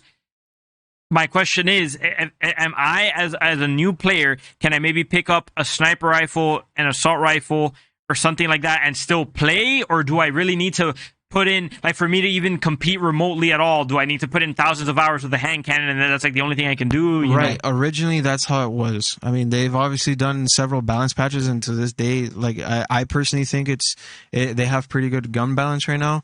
But that's what I'm trying to say. The accessibility isn't nerfing the hand cannon. It's improving the other things to catch up. That's what I'm trying to say. I see. So, yeah, you are saying to make it more accessible. Basically, make it... You're like, if someone wants to sweat really hard and use the hand cannon and practice thousands of hours and use the hand cannon, go right ahead. But I would prefer it if the game just allowed you to pick up an AR and just be as good, or pick up a burst rifle and be just as good. I mean, it's not about being just as good, because obviously when you learn how to play as an auto rifle, you play a different style of game, which is different. A hand cannon is more precise and accurate, so you have a better opportunity of maiming somebody from a range, versus an auto rifle where you have a better opportunity to outdo a hand cannon from jumping over them or getting really close up, right? Those are two different... Man said maiming. It is what it is. The point is, that's two different types of fighting styles, right? But a hand cannon shouldn't be able to outdo an auto rifle at like point blank range, especially when the dude's jumping over you. There shouldn't be a situation where the hand cannon can instantly just like one shot you, or like aim instantly to your head. But that's a different conversation. I'm getting out of hand here. My point is that each weapon has their moment in the range and accuracy and the way that it's being used. But when it becomes that one can outdo everything else in every single situation, that's the problem. If you understand what I'm saying. There was a time where literally, if you didn't use a hand cannon, you literally wasted your time in Destiny PvP. Then they started to change it. Then it was auto rifles for a time. Then it was pulse rifles because of range and this and that. Now it's kind of like balanced. You can use pulse rifles. You can use auto rifle. Obviously, auto rifle is the easiest, so that's the most accessible, and that's the one that everyone's going to go to, because obviously you just shoot, point, and spray. But if you still learn how to maximize your potential with a hand cannon, you can still outdo an auto rifle, and that's fine. But it should never be a situation. Balancing should never have a situation where one thing becomes the only viable way. Okay, I think that's fair. I think that's pretty much a good wrap to how accessibility should work in Destiny and stuff. Because ultimately, once it comes to that, it's just about, I guess, just really balancing the game and everything. But to get your final answer, because again, I'm glad you gave a long explanation to how you think accessibility and stuff in Destiny works, or how it should work. But now I need to get your full opinion on it. Then, to get your final opinion on it. So, how much do you agree with accessibility? Like, for example, would you agree with the changes from Street Fighter 4 to Street Fighter 5? Would you agree from the changes from Melee to Ultimate? Do you agree? I don't know if there's been any changes in terms of accessibility from Destiny 1 to Destiny 2. Do you think that making a game easier is good? And do you think that it's okay for it to come at the cost at the higher levels of play sometimes? Do you think maybe if Third Strike didn't really have ultras, they added ultras in Street Fighter 4, where the only requisite for you to get an ultra is get pummeled to the point where, now you have a combo that could be super damaging. What do you think? Okay, I mean, I haven't played half the games you mentioned, but from Destiny 1 to Destiny 2, for example, the accessibility there was improving the other weapon classes. I personally think that's right. They originally started bad with the accessibility being controlling everything to a meta by making two primary weapons and not being able to use shotgun snipers and rockets. I think that was the wrong move, because it removed the whole layer of what Destiny was, and at the same time, the accessibility there was just making everything else worse. I think that the accessibility should be to improve the thing. So, for example, in the Smash situation, no, I don't agree with that, because you're limiting a pro player. It's basically like saying a pro swimmer, hey, you can only use one hand because I can't swim as fast as you. That's not right. The reason why I would prefer the Melee version is because it gives me more room for me to grow as a player to become better at PvP or fighting in the game.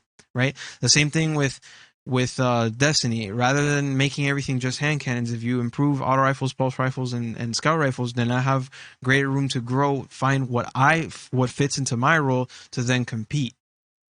And I think that's what accessibility needs to do. It needs to be more inclusive of tools, not necessarily the player, because the player is an infinitely varying is an infinite variable practically. There's no way to balance a player.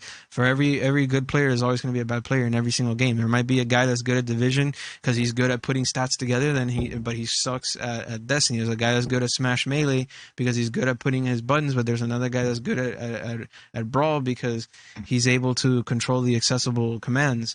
But then you put them in the opposite roles and they might suck. So these are things that has to be taken into account when balancing. But personally, I think it's about bringing everything else up to standard rather than lowering things. Yeah, I mean, ultimately, when you're talking about Brawl, when you're talking about Brawl, there is like its fair share of problems in terms of balancing that aren't really related to accessibility. I do know that everyone hated the changes in terms of accessibility because like they did some ridiculous stuff like, oh, they took out wave dashing, which is like this mechanic where you jump and then do like an air dodge down real quick and it kind of lets you move around pretty fast. And they made it so you just slip randomly, and it was just kind of like a mess in terms of that because, Nintendo kind of didn't want Smash to be a competitive game. People just kind of found a way to make it competitive. But I would kind of agree with you there. Where do you lie in terms of like comeback mechanics? Like, what do you think about comeback mechanics, or specifically in the case of Street Fighter where they added input lag? I guess it's kind of the same thing as a buffer system for Smash. My guess is, from what you've told us, you're not in the favor of the additional input lag from Street Fighter 5 compared to Street Fighter 4, and then you're probably one, like maybe for fighting games you prefer maybe having characters that could be weaker but have simpler combos, and then you could kind of do something like that, and then maybe a character that's hard to master but then obviously is a stronger character. I don't know. You tell me what you think about that. Yeah. Like I mentioned, you don't go up to a pro swimmer.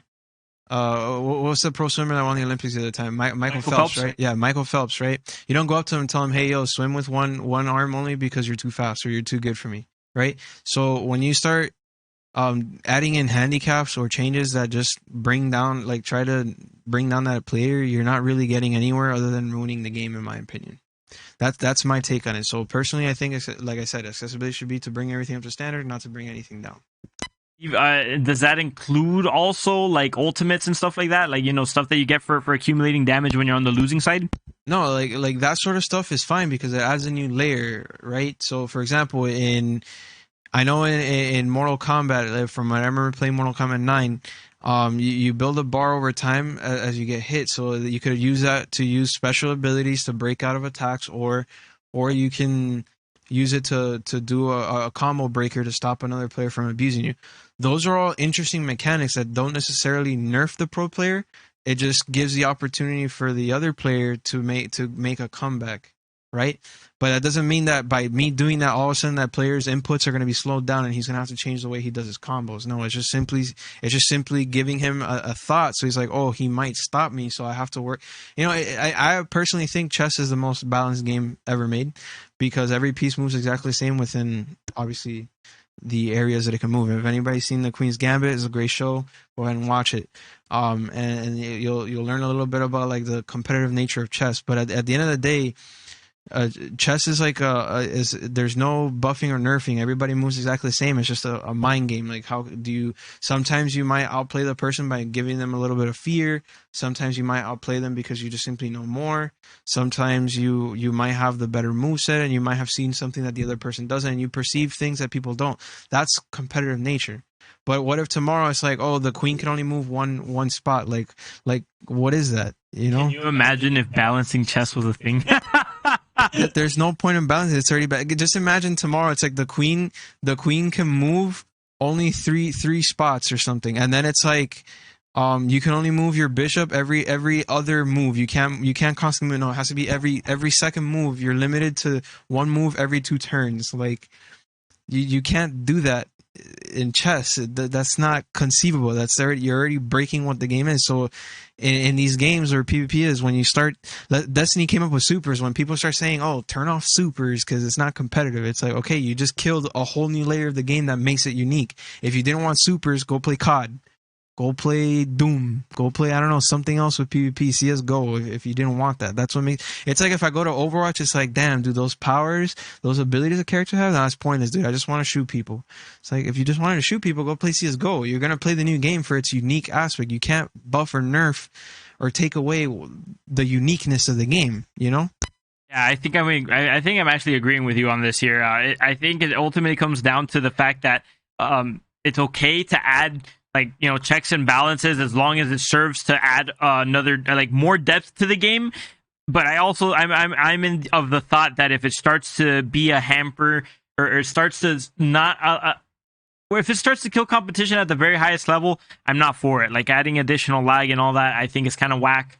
I'm more for, you know, make something that's easy to learn but difficult to master. I think that's the best way to do it. That's literally how I feel about Smash Bros. I always consider it to be the best and most balanced fighting game because there's just so much to it, and there's no one specific thing that you can say, oh, if you fix this, it'll become balanced, because there's just too many things going in there. Now, and going back to the thing with the supers and whatnot, or the breakers, the combo breakers and whatnot in a game like Mortal Kombat or Street Fighter, it's like, if you didn't want all that stuff, then just play the previous game. The new game adds a new layer, so it gives you a new unique aspect to the game. I don't know if maybe I'm wrong in thinking that way, but for example, I enjoyed the combo breakers and the X-rays in Mortal Kombat, and I felt it brought an extra, more enjoyable layer above the previous Mortal Kombat games, which didn't have that, you know? So here's the big thing with that, though. Normally you'd be okay, but it's a very touchy thing, because oftentimes the game developers are the people who get to choose which games are in the competitive space. What do I mean by that? So, even though everyone prefers, or most competitors prefer Melee to Ultimate somewhat, like, I mean, it's a lot of people still like Melee. You know, even though Ultimate is pretty close to being, like, great. I mean, it is great competitively. It's one of the biggest competitive fighting games, if not the biggest competitive fighting game right now, I think, besides maybe Street Fighter and Tekken or whatever. So people like Ultimate, but it's just that the controls and everything on Melee were considered to be so perfect that it's still competitive now. However, that's not due to Nintendo at all. Like, Nintendo not only just didn't continue to support Melee, they're actively trying to suppress it. And this is after Melee, after so many years, has become crowdfunded and grassroots, where people wanted it to be competitive so bad that they found a way to just make it happen by their own volition. But you're not going to get people doing that for, like, let's say, Soul Calibur 2 versus Soul Calibur 6. The community is not big enough and the interest just isn't there. And maybe some people prefer Soul Calibur 6 over Soul Calibur 2. But, you know, a lot of people consider the old Soul Caliburs to be better than the new ones. That's an example. Or, you know, same thing with Mortal Kombat. If you're going to have a new Mortal Kombat, are you really gonna, you know, try to stick around for Mortal Kombat 9, especially if it maybe did have things that maybe could have been fixed, or, you know, the things that you didn't prefer? I get what you're saying, but it's a little bit of a tricky situation, because as a competitive person, especially if you're trying to do it for money, you're kind of tethered along by the developers to go with the newer iteration, unless as a community you strive really hard to keep something alive, kind of like Skullgirls is another example of that. You know what I mean? Yeah, I mean, like I said, it's a touchy subject, because, for example, people that like CS:GO, right, and that game is pretty, you know, you have pretty basic mechanics like crouching and then just aiming, but then there's like a whole layer of, like, competitive play where you're controlling, like, literally the guns, like, what's it called, recoil, to be more accurate than the player, and seeing how fast you can strategically, you know, shoot them down from behind a wall. So there's a lot of things that go to it from a pro play. But I understand what you're saying. Like, in CS:GO, if then all of a sudden they added a super that takes away that speed, that would kill the game, right? But that's the difference between a game like Destiny and a game like CS:GO. People from Destiny came from Halo, expecting Destiny to just be Halo, but like with more exploration.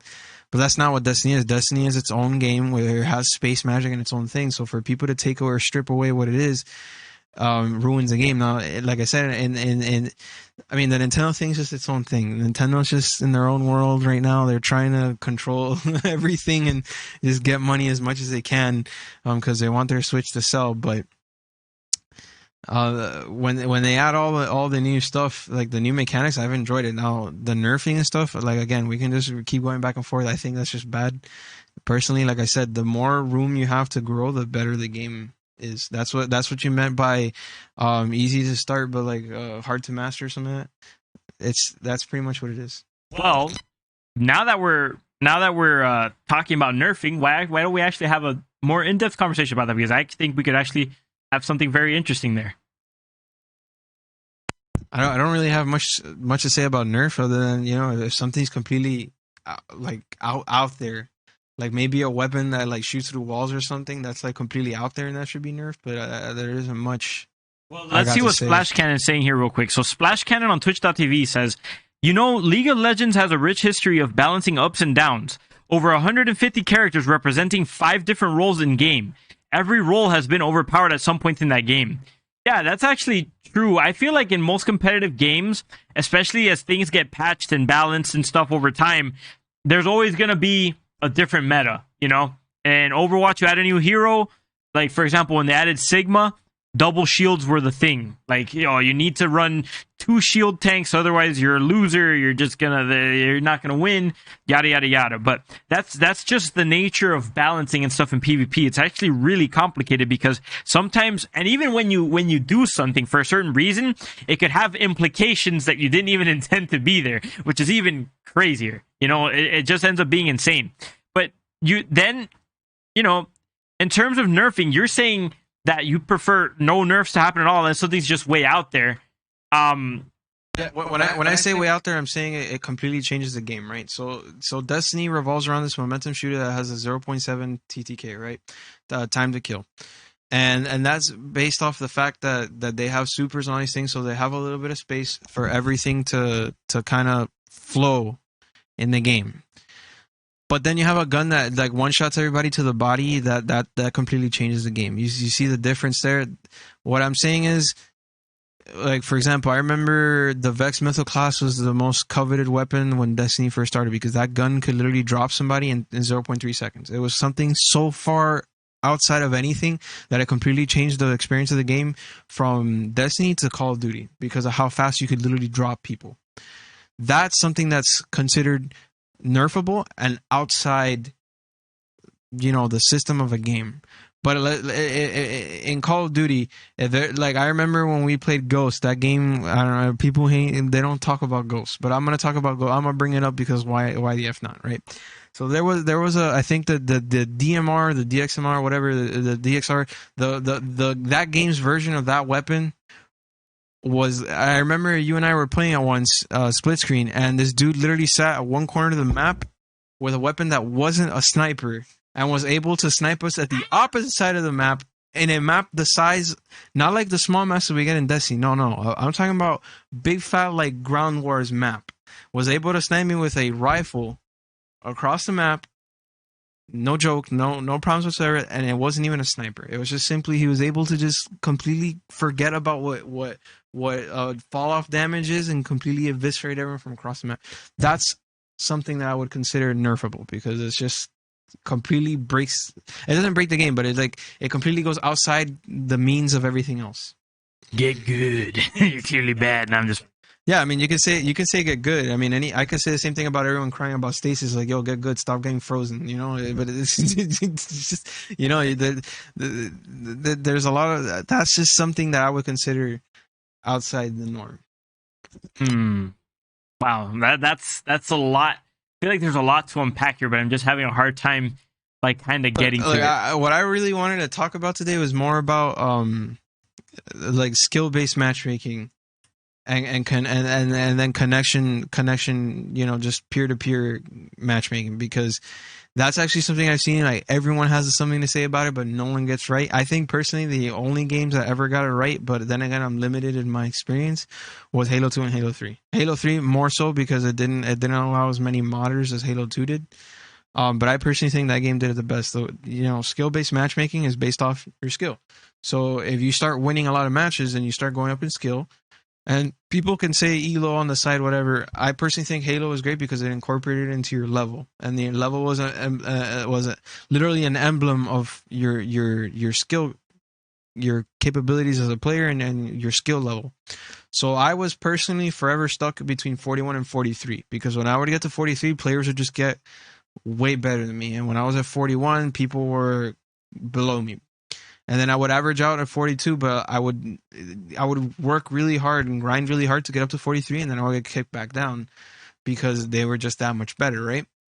But the game always had a balance in the sense of win-loss. So I could win like 20 matches and get up to 42, but if I lose, and I could lose like 10 and go back down. But if I lose 5 straight, it'll immediately kick me down because I lost 5 straight. So it acknowledges that I am not there yet. And then it'll just kick you back down, and you had like an experience point that you went up and you lost. And there was no save point like they did in Destiny, where like you have if you grind up to this level, we will save you at this spot. No, in Halo that didn't exist. If you got demolished like 10 levels straight, you got demolished 10 levels straight, and they will take you down 10 levels straight. So that's something that I think that we should talk about. Well, yeah. So skill-based matchmaking is a little bit of a hot topic lately. I think the biggest thing with skill-based matchmaking is really how they like games are trying to force it now, or there's actually a big push by a lot of people now to try to push it. If you actually go into Twitter, I mean, you know, it's not like it's anything ever different in Twitter, but it's pretty much a shit slinging fest with people acting like a bunch of monkeys just slinging their feces at each other with their that's just Twitter, man. That's just Twitter.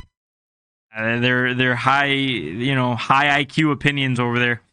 But a lot of people are like straight up like, nah, bruh, put skill-based matchmaking in the game, bro, because you're just trying to be a YouTuber and pub stomp people.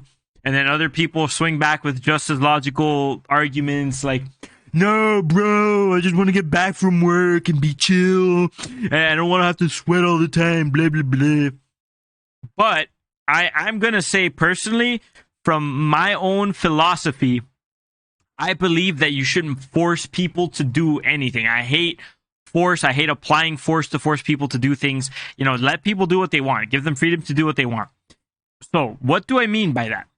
So here's the problem with a game enforcing skill-based matchmaking without the option to opt out of it, is that if you're playing a game, right, like let's say Call of Duty, of an example, right, everyone's saying that the skill-based matchmaking for it is utter crap for multiple reasons. Number one, people are having a hard time kind of identifying how it works. It doesn't really seem to make sense. It seems like it's some sort of combination between level, your average performance, and then your performance from your last game. Meaning that the game goes out of its way so that if you lost, or like let's say you won a single match, and you're like, I don't know, level 50 or whatever, I'm just throwing out a number. Don't get upset at me if it sounds like I'm talking bullcrap.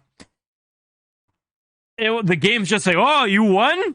I guess I gotta chuck you in with some max prestige, bunch of sweaty, like everyone's in a party here, mofos, you know, and it's time for you to just lose, right?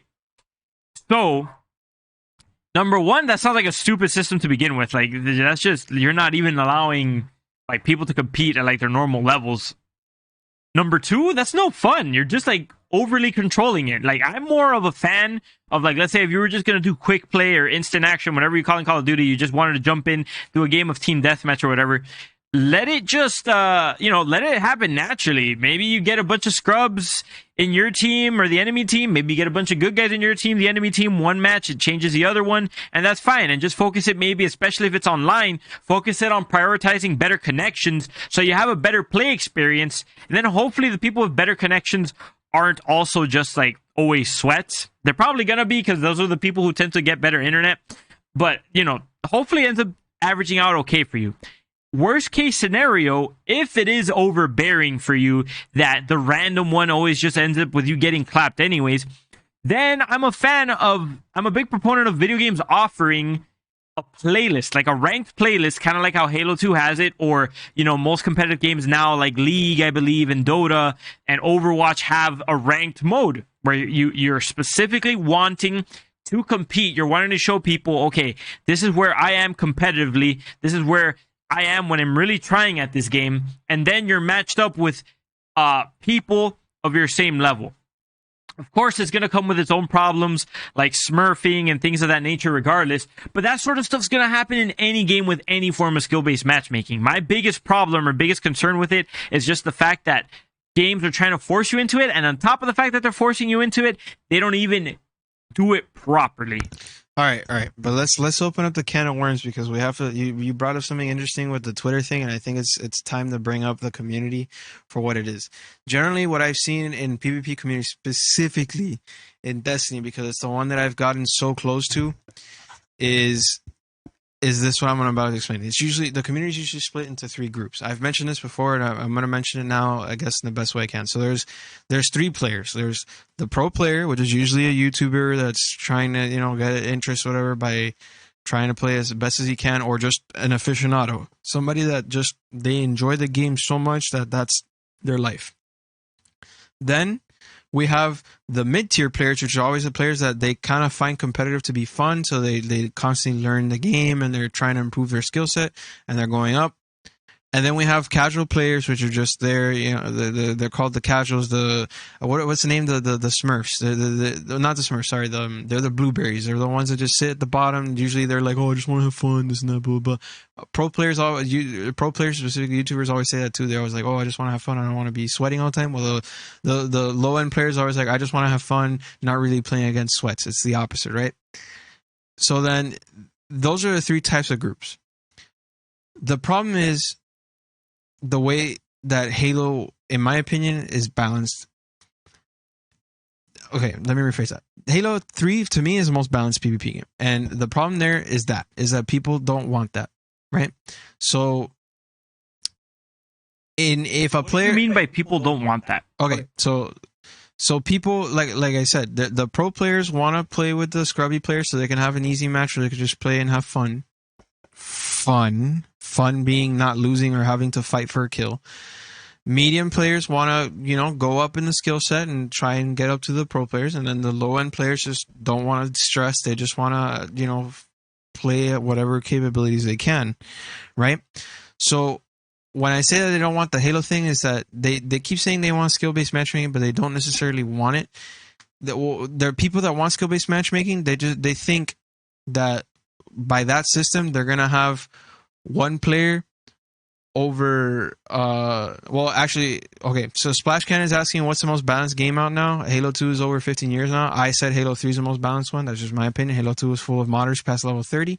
Halo 3 to me was the most balanced, and it was the most nurtured in terms of protection against any type of cheating and all. I mean, there was always cheaters, but it was a lot less than Halo 2. And personally, I think that's my most balanced one. That's the one I'm going off of. So going back to what I was saying, right? So, if just to quickly hold on to your thought there, I don't want you to lose that. If you ask me, I feel like Smash is a very balanced game. Why?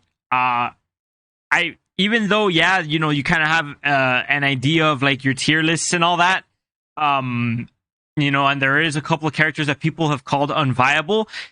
There has constantly been this shifting where, like, especially in different regions, majors are being won by characters that were originally thought to be mid-tier to low-tier.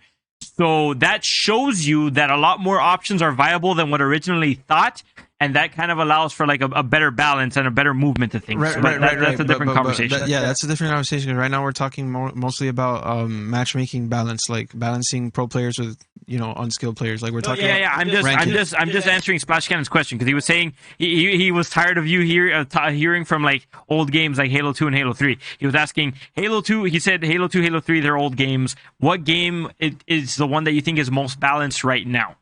Okay, yeah. Well, anyways, my opinion is Halo 3 because of the matchmaking, the way they did it with the win-loss, the ranking system. It was balanced PvP wise because players were always put into their tier, in my opinion, from my experience. Now, going off to what I was saying.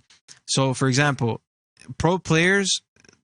Okay, players are always going to play, and the more you play something, the better you get, right? So Halo 3's ranking system is a perfect way to say it. The better you get, the higher you go in the number. Pro players are always going to be stuck between the 45s and the 50s, because they're the pro players. No matter what you do, you're not going to get ranked with a level 1 randomly. If you want to pub stomp people, then you better get better than the level 45s to 50s. That's the only way to do it, right?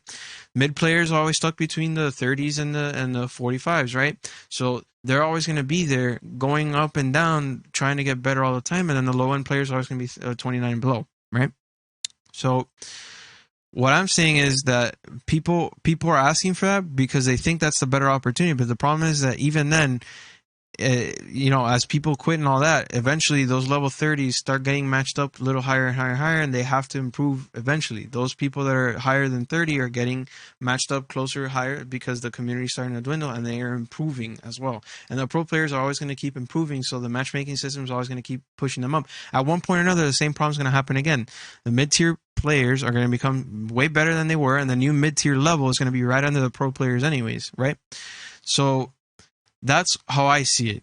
Now, the difference between the reason why skill-based matchmaking should still be used is because it should be used in the way that Halo 3 was made, so that at least there's an understanding of skill tier. The way that you present it in COD, I think, is personally terrible. That you just because you do good once, you get matched up to like a random god tier player. Like that doesn't make any sense.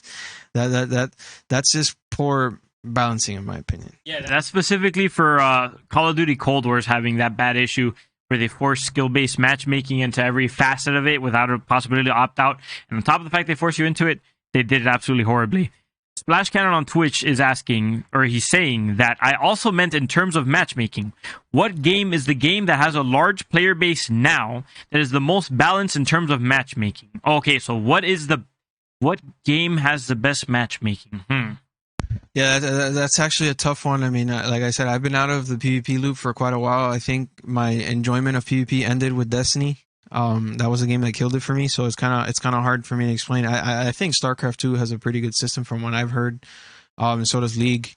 But that's beyond me at this point. I don't know if you have something that you want to. That's a good question, man. I'm trying to think about which competitive games I've played, and I've been the most okay, like not feeling that I was robbed when I've played like a competitive game online with ranked matchmaking. And Modern Warfare felt pretty good. It obviously doesn't feel anywhere near as bad as Cold War, but the only thing I disliked about the matchmaking there is that it locks you into a few maps, and some of the maps there are pretty shitty. Like, I hated getting locked into that map with a bridge that was like a sniping map. God, that was awful. That map was god awful. But I mean, in terms of like, who I ended up playing against, it felt pretty solid. Like, I didn't feel like I was getting robbed all the time. But the best experiences I've had with competitive matchmaking, I think, is actually mostly with fighting games. That's for many reasons, though. Right, okay, but here's the thing, because I was about to bring that up now, right? So people want this ranked playlist, and they keep saying ranked playlist is the answer, ranked playlist is the answer, ranked playlist is the answer, right? But it doesn't answer the problems that I just presented to you from the community. The pro players want an easy match. The lower skill players don't want a hard match, and the mid tier players want a hard match, right? So you put all that together, and you put it in a game like Mortal Kombat 9, right? When I first started playing the game, I remember I was trophy hunting. I was trying to go into the ranked playlist to get a couple wins for the trophies, right? You go into the ranked playlist, it would take you upwards of 10 to 30 minutes to find a player. You go in a custom game, everybody's playing right there, right? Because at the end of the day, nobody wants to stress with a freaking number. They just want to win. So what's a better way to win? Going into a ranked playlist and getting your butt kicked by somebody that's equal or better than you? Or going into a custom playlist and hoping to find a sucky player to beat them? That's the problem with skill-based matchmaking, and that's the problem with ranked playlists. That people, you give it to them, but they're just going to start curving towards the other way because they don't want to get their ass kicked. They want to win. The only way you can have fun in PvP is by winning, and that's why I dislike PvP personally, is because PvP is too reliant on the other person. And if that other person ruins your day is ruined. So that's what I think. So the thing with that is, though, because, I mean, look, if you as a player, you're coming on and you're like, oh, you know what, I just want to have a good time and I want to win. Ultimately, for you to win more, you just need to be better at the game, period. Like, it's your responsibility to get good at the game, because with or without skill-based matchmaking, if you're a horrible player, you're just going to lose regardless, right? So all that you're doing by introducing a ranked playlist and then having, like, your regular quick play without SBMM is that you're just, you're randomizing it, right? The instant action would kind of be like a randomizer where, you could get something completely random in skill-based matchmaking. If it is truly based off connection or just being random or whatever, then you could have 5 games in a row where you do super good because you were played against poor players, and then you have maybe 2 games that are super bad, 5 games that are super bad because you did against good players, and it's random, so ultimately it's fair.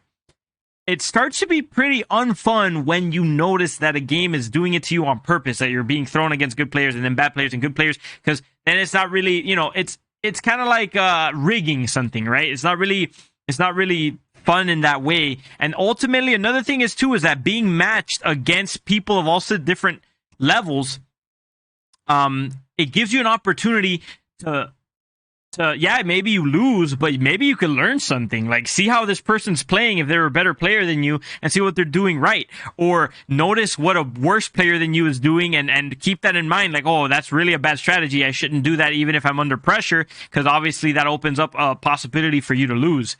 I think that's a good value that you get from not having a forced SBMM in your playlist anyway.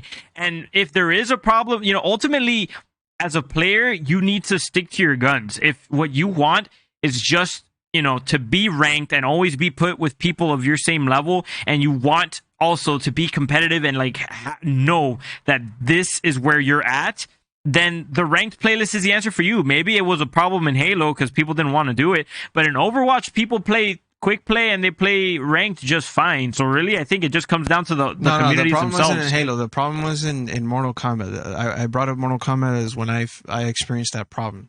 But no, as you're saying, like, there's the games that obviously have it, that it works. I know in Halo it worked.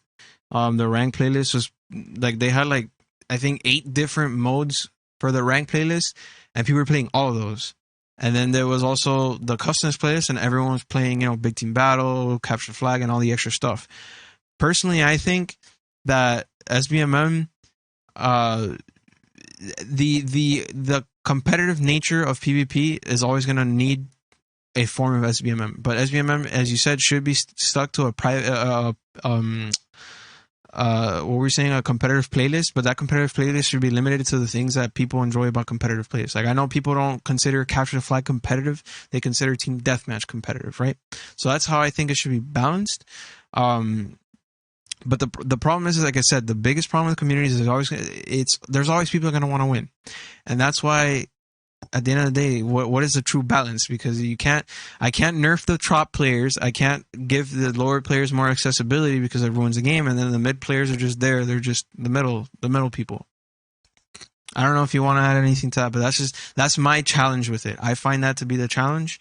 And why SBMM is such a touchy subject. Call of Duty had it.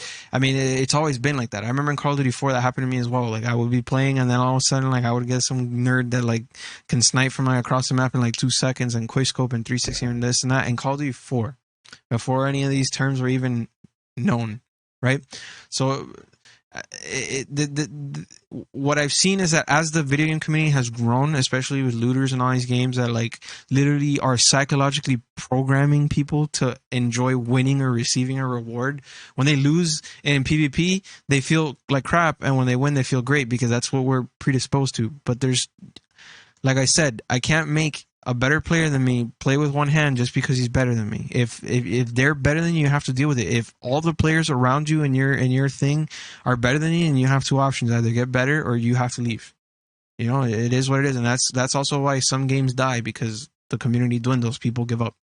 So Splash Cannon was saying that he thinks that Battlefront 2 is the most balanced in terms of matchmaking. I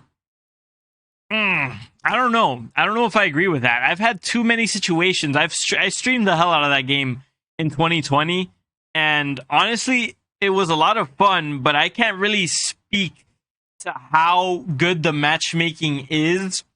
And it's very weird, because it's just that, I think it does it based off what level you are, but the thing is, you don't even have to gain experience from playing against other players. That one's a weird one because you could do straight up just AI battles and you carry that same ranked.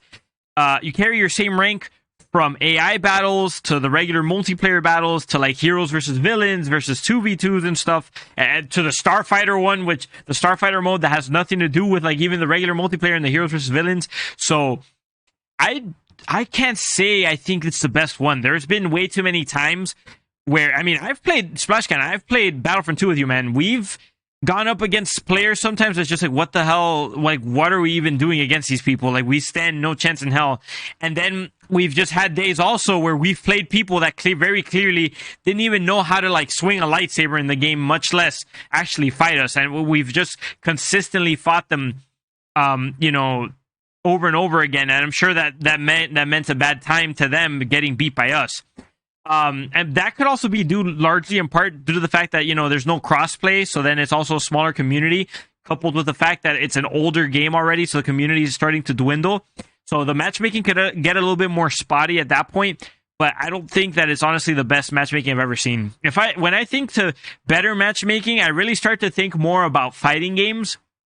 I think they've had the most solid matchmaking out of other ones. Oh, so Splash Cannon says it's random. Yeah, I think, like I said, there's stuff to get from random matchmaking, which I was gonna bring up as a point to what you were saying, where ultimately I know that losing obviously doesn't feel good, but we're just delving into human psychology at this point. Like, no one wants to lose, everyone wants to win. In life, there is going to be winners and losers. Not for everything, you know. I don't think that people should always turn everything into winning and losing, but when you're talking about competition, the goal is to reach victory, and to reach victory against other people who are doing the same thing as you, you have to learn to do it better.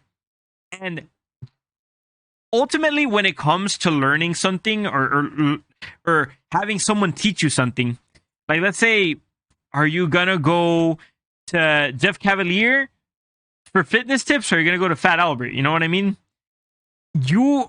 If you're going to learn something, you're going to learn from someone who's good. So there's value, even though it kind of sucks where you might lose over and over again because you're constantly playing these people who are like better than you and you might not have fun with it. I think it should be on you, if you're choosing to be in a competitive environment, to kind of sharpen yourself and get a willpower to learn to lose and learn to enjoy losing. That's actually some of the best advice that you get from people like Gary Vee, who are teaching people how to be entrepreneurs and everything, is that a big part of not only business, but also PvP, fighting games, competitive games like Call of Duty and things of that nature, is that for you to be competitive, it's better for you to build resilience. And what comes with resilience is that instead of focusing on the negative emotions that come with losing in a competitive game, you could ask yourself, where did I go wrong? What was this player doing better than me? What can I do to be better? What skills can I pick up from this player that they did better than me? And what could I do better that I was doing wrong? And you get value from that. If you force a game to constantly just put you against people of your same skill, or like, you know, if you're just trying to enter a competitive game to play against like bad people 24/7, ultimately you're not going to be as good as you could be. I think that's like a big thing, you know. If you wanted to play Street Fighter Third Strike, you had to get good, because if you didn't bother learning the harder parts of the game, what's going to happen? You're going to come in there, you're going to try to throw out attacks like it's nothing, and people are just going to parry your attacks, and then you're going to get punished. Parry, punished. And parries are hard to do, but they were very rewarding. Combos were hard to do, but they were very rewarding. And now you get that.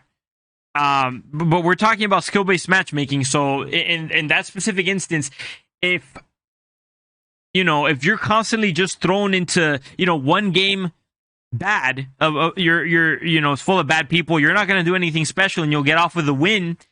And then if you're thrown into a game that's purposely, into a match that's purposely being designed to put you down as quick as possible, like the enemy team gets 7,500 points, the game's over, you're done, you're gonna get so frustrated. And you a lot of the times in those games you could like camp people's spawns and stuff like that. You're not gonna learn anything. You can't learn anything in an environment that's that oppressive. That's what I'm trying to say. It's where I'm grabbing from that. It's that SBMM is so specific to a certain type of game. Like Call of Duty is a competitive game, so it exists there. But in a game like Destiny, it doesn't have the best fit because you're not playing to be better than the other player. You're just playing to get a gun or loot or whatever it is. There obviously are always going to be players like, oh, I just want to be better than you. And that's their main interest because they have a competitive nature. But the games need to have reason for it. You know, like, for example, Battlefront 2, I don't think is a balanced game because of the different powers and all that stuff and the way that the matchmaking works. But I personally think it's a best example of a game that's not competitive but has PvP. But that it doesn't focus on putting the best players, the worst players, the worst players. And if not, it's just simply just trying to fill in the room so that people can just play. And that's how Battlefield has technically always been, if you really think about it. It's a big game. There's 60-something players. There's obviously players are going to be getting like 100 kills, and there's players are going to be getting like 2. But then they capture the objective or whatever. So the SBMM is very tough because it's something like if you have it, then you start alienating players. If you don't have it, you still alienate players. It's always going to be like that because at the end of the day, it's PvP is competitive. You are playing against another player. You are always going to have that one person that's better than you, just like in real life. And we just, you know, I think we need to make peace with what we can do and then try and improve upon ourselves. Because the best player in the world isn't going to be the best player in the world forever. I mean, if anybody's seen Queen's Gambit, the main Russian, you know, dude is like the best player in the world. So he's like, what, like 40? And then obviously in the story, you know, it's obvious that the main character eventually wins at some point, right? That's just how it is. You can't be the best forever, and it's up to us as people to improve. But when we start saying like, "Oh, nerf this," "Oh, that weapon sucks," ban that, like you're just. I think those people are making a fool out of themselves, especially people who complain about SBMM. Well, I'm gonna make this interesting and just draw the line because you know we're having a very polite conversation, and everything, and that's great and all. But ultimately, I think people are gonna want to eventually start coming to us to just hear our opinions on things and have answers. And I'm gonna go ahead, draw the line and just say I think forced SBMM is bad. If you want it, I'm sorry. Maybe competitive games just aren't for you. Always learn something from people that are better than you. If you end up playing against, you know, someone who's good, then that's fine. I think the developers should really just let it be random. You know, don't take any sort of SBMM factor into it, because ultimately, look what happened with Cold War. You're just gonna get, you know, you feel it's not natural. It's not letting competition take place. Add a ranked playlist if you really desperately want to play against people of your same level, and then just leave the rest random, so that way you can maybe have some good games, some bad games, and then learn from every single game. Because ultimately, this is competition. You're striving to try to get better. Let it happen. You know, that's what I think. Yeah, and it also brings into another a point that I wanted to mention, which I completely forgot, was when you start getting SBMM, you start killing off the community in a sense, because the lower end players start giving up, so they stop playing. Then you start getting the higher end players, and then the slightly higher end players, and then eventually they start giving up, and that's always going to be in every game. You know, every game people are going to play until they lose interest. I know, God only knows how many CODs I've played until I've lost interest, right? It happens all the time.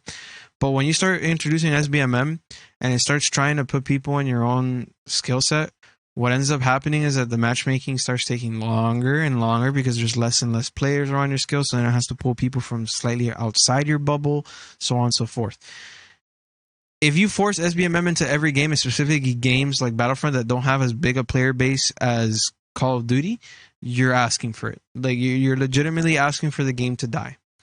And that's because people are, like I mentioned, they're just going to give up slowly over time, and people are just going to get frustrated, and like you were mentioning, they're going to eventually just not want to play the game. So I think connection-based matchmaking, you know, just peer-to-peer, just straight up regular stuff like COD, how COD originally had it, is the best way to go for anything that's not competitive.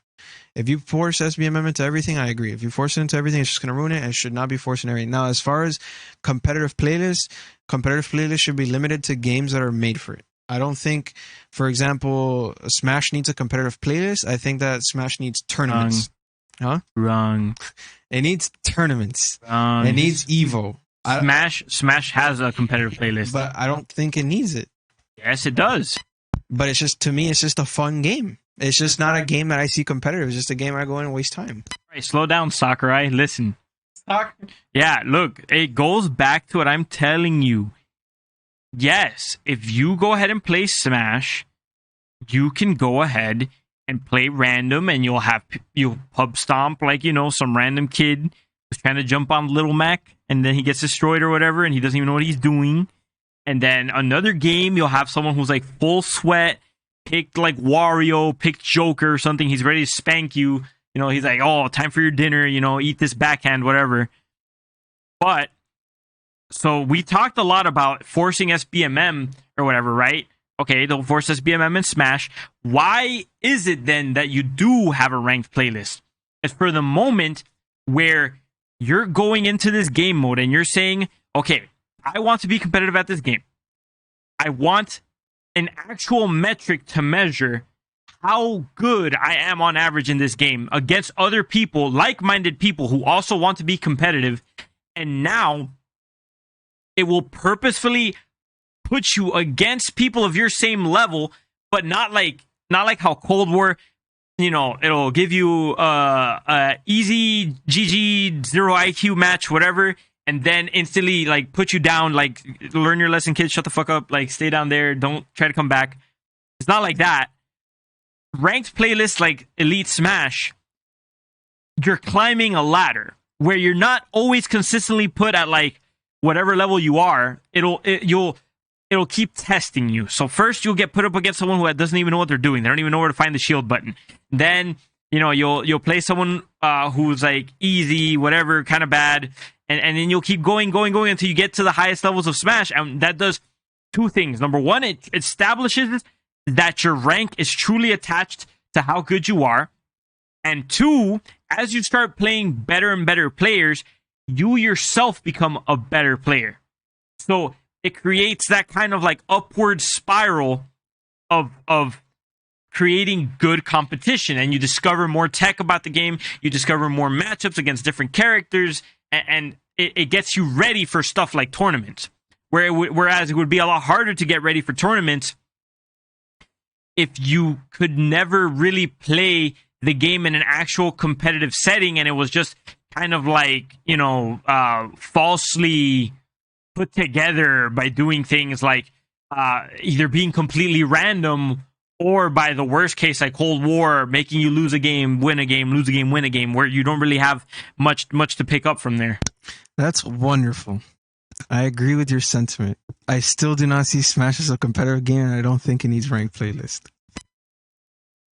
You heard it here, guys. This guy is a genius. It's not a competitive game. It's one of the biggest viewerships for a competitive game ever. Probably bigger than Destiny's, I would say. But no, Destiny's not a competitive game either. I personally don't think it needs it either. I don't think Destiny needs a competitive play. I think it's a waste of time to have the other mode that only separates the fan base. Battlefront doesn't need ranked playlist. None of those games need ranked playlist. The only games that need ranked playlists are competitive ones, like the super competitive ones, like COD, Halo. What are the other CS:GO, Rainbow Six Siege? Rainbow Six Siege definitely, like, that's a game that needs ranked players, because that game's just literally like with the freaking competitiveness. I don't know if people see any esports games for that stuff. If you want to consider Smash competitive, whatever, that's what people did, and that's what it is. Personally, I consider Smash my game to wind down from playing PvP or competitive games, but that's just me. My man, what are you even saying? Do you not consider fighting games competitive games? No, I do. I think, for example, Street Fighter needs a ranked playlist. I don't think Soul Calibur needs a ranked playlist. I consider Mortal Kombat to need a ranked playlist. I don't consider what's that other fighting game that no one really plays anymore, Tekken, to have a ranked playlist. Basically anything from Namco Bandai I don't think needs a ranked playlist. It's not, to me, it's just not. If I was to give Street Fighter mode that you can play with items, and you play in these wacky crazy stages, and you have all these crazy stuff, you can play like 8 versus 8 or 4 versus 4 or whatever, and then it still had the base gameplay. Would it then not be competitive anymore? Even though you could still go into the competitive mode, play competitively, you can fight. You can fight like normal, like as Street Fighter is, but then it also has the additional content where it's just like party stuff. Like I said, you can make any game competitive, and you can really strive for it. I personally don't think those games need it. Smash, to me, on its own, stand on its own, it doesn't need to have a competitive following, because the game itself is just that much fun. But if you make COD not competitive, that could be a different story, because Call of Duty strives on that. Okay, but you need to lay out a case for me how Smash is not a competitive game, because that I feel like is almost a big slap in the face to the Smash community and the fighting game community alike, because the biggest competitive event, I think still to this day, or it's one of the biggest ones, especially in esports, is EVO. People come from all around the world to play in EVO, and one of the most requested games and one of the most popular games in EVO is Smash. So with a following like that, and Smash is very competitive. Like, if we were to set up right now, my Smash, me knowing how to play the game and me actually learning like the foundations of the game and everything, if I was to play you, you're going to have a very hard time beating me, because it is very competitive. How is it not a competitive game? Like, you need to explain to me how you think that Smash is not a competitive game. Like I mentioned, there's a competitive following. I just don't think it's necessary to have a competitive playlist, because the whole point of the fun is you being king of the hill guy.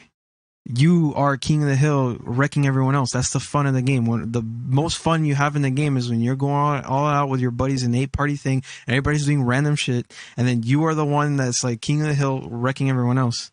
That's the fun of the game. Yeah, it's my opinion. That's what I said. It's my opinion. I don't think it needs it. I think Smash on its own is the best party game ever made. I think it's fun. It includes the casual player, and unlike Call of Duty and everyone else, which gets butthurt when they lose, in Smash when you lose, you don't get butthurt. You just laugh because you die in a funny way. Yo, my man is living under a rock. Have you seen like Smash salt compilations? It's some of the saltiest moments online. People can get upset over anything, but I know personally, in every match that we've ever played here, friends and anybody that ever has fun playing Smash, like literally people that suck have fun playing the game. That's what it is. The only people that get upset are the people that take it seriously, which can be the same in any game. It's the same in any game. In Call of Duty, heck, I don't know how many people get upset when they lose a freaking match or whatever. It's the same anywhere. But the problem is, in Smash, you just don't feel as bad when you lose. It's what it is. Chris Fred Mamba says because you don't have set combos, that's why. So it doesn't feel like a traditional fighting game. That's true, but that doesn't mean it's not competitive. Fall Guys is a competitive game, and all you're doing is... I'm not saying I'm not saying the game doesn't have the features of being competitive. It has competitive nature. I'm saying it's not needed. Like the game doesn't need to stand on competitiveness to exist. If tomorrow they would be like, hey, you know what, no more Smash competitions, people would still play that game because it's just a fun party game to just waste time and blow off steam, and it's fun. It's just fun. I know people have fun. They don't know how to play the game, and people can have fun with that. But you give them Mortal Kombat, they're gonna cry because they don't know how to put square and square together. That doesn't make sense. Okay, my girlfriend plays Smash with me. A lot of the time, she doesn't know how to do combos together. That doesn't mean that it's not deserving of a ranked. But okay, a ranked playlist is just a means to an end, where you are able to shine. Like, you're able to grind and become the best of the best in the game, and know that you're the best of the best of the game, and you're playing against people and climbing a ladder to continue improving.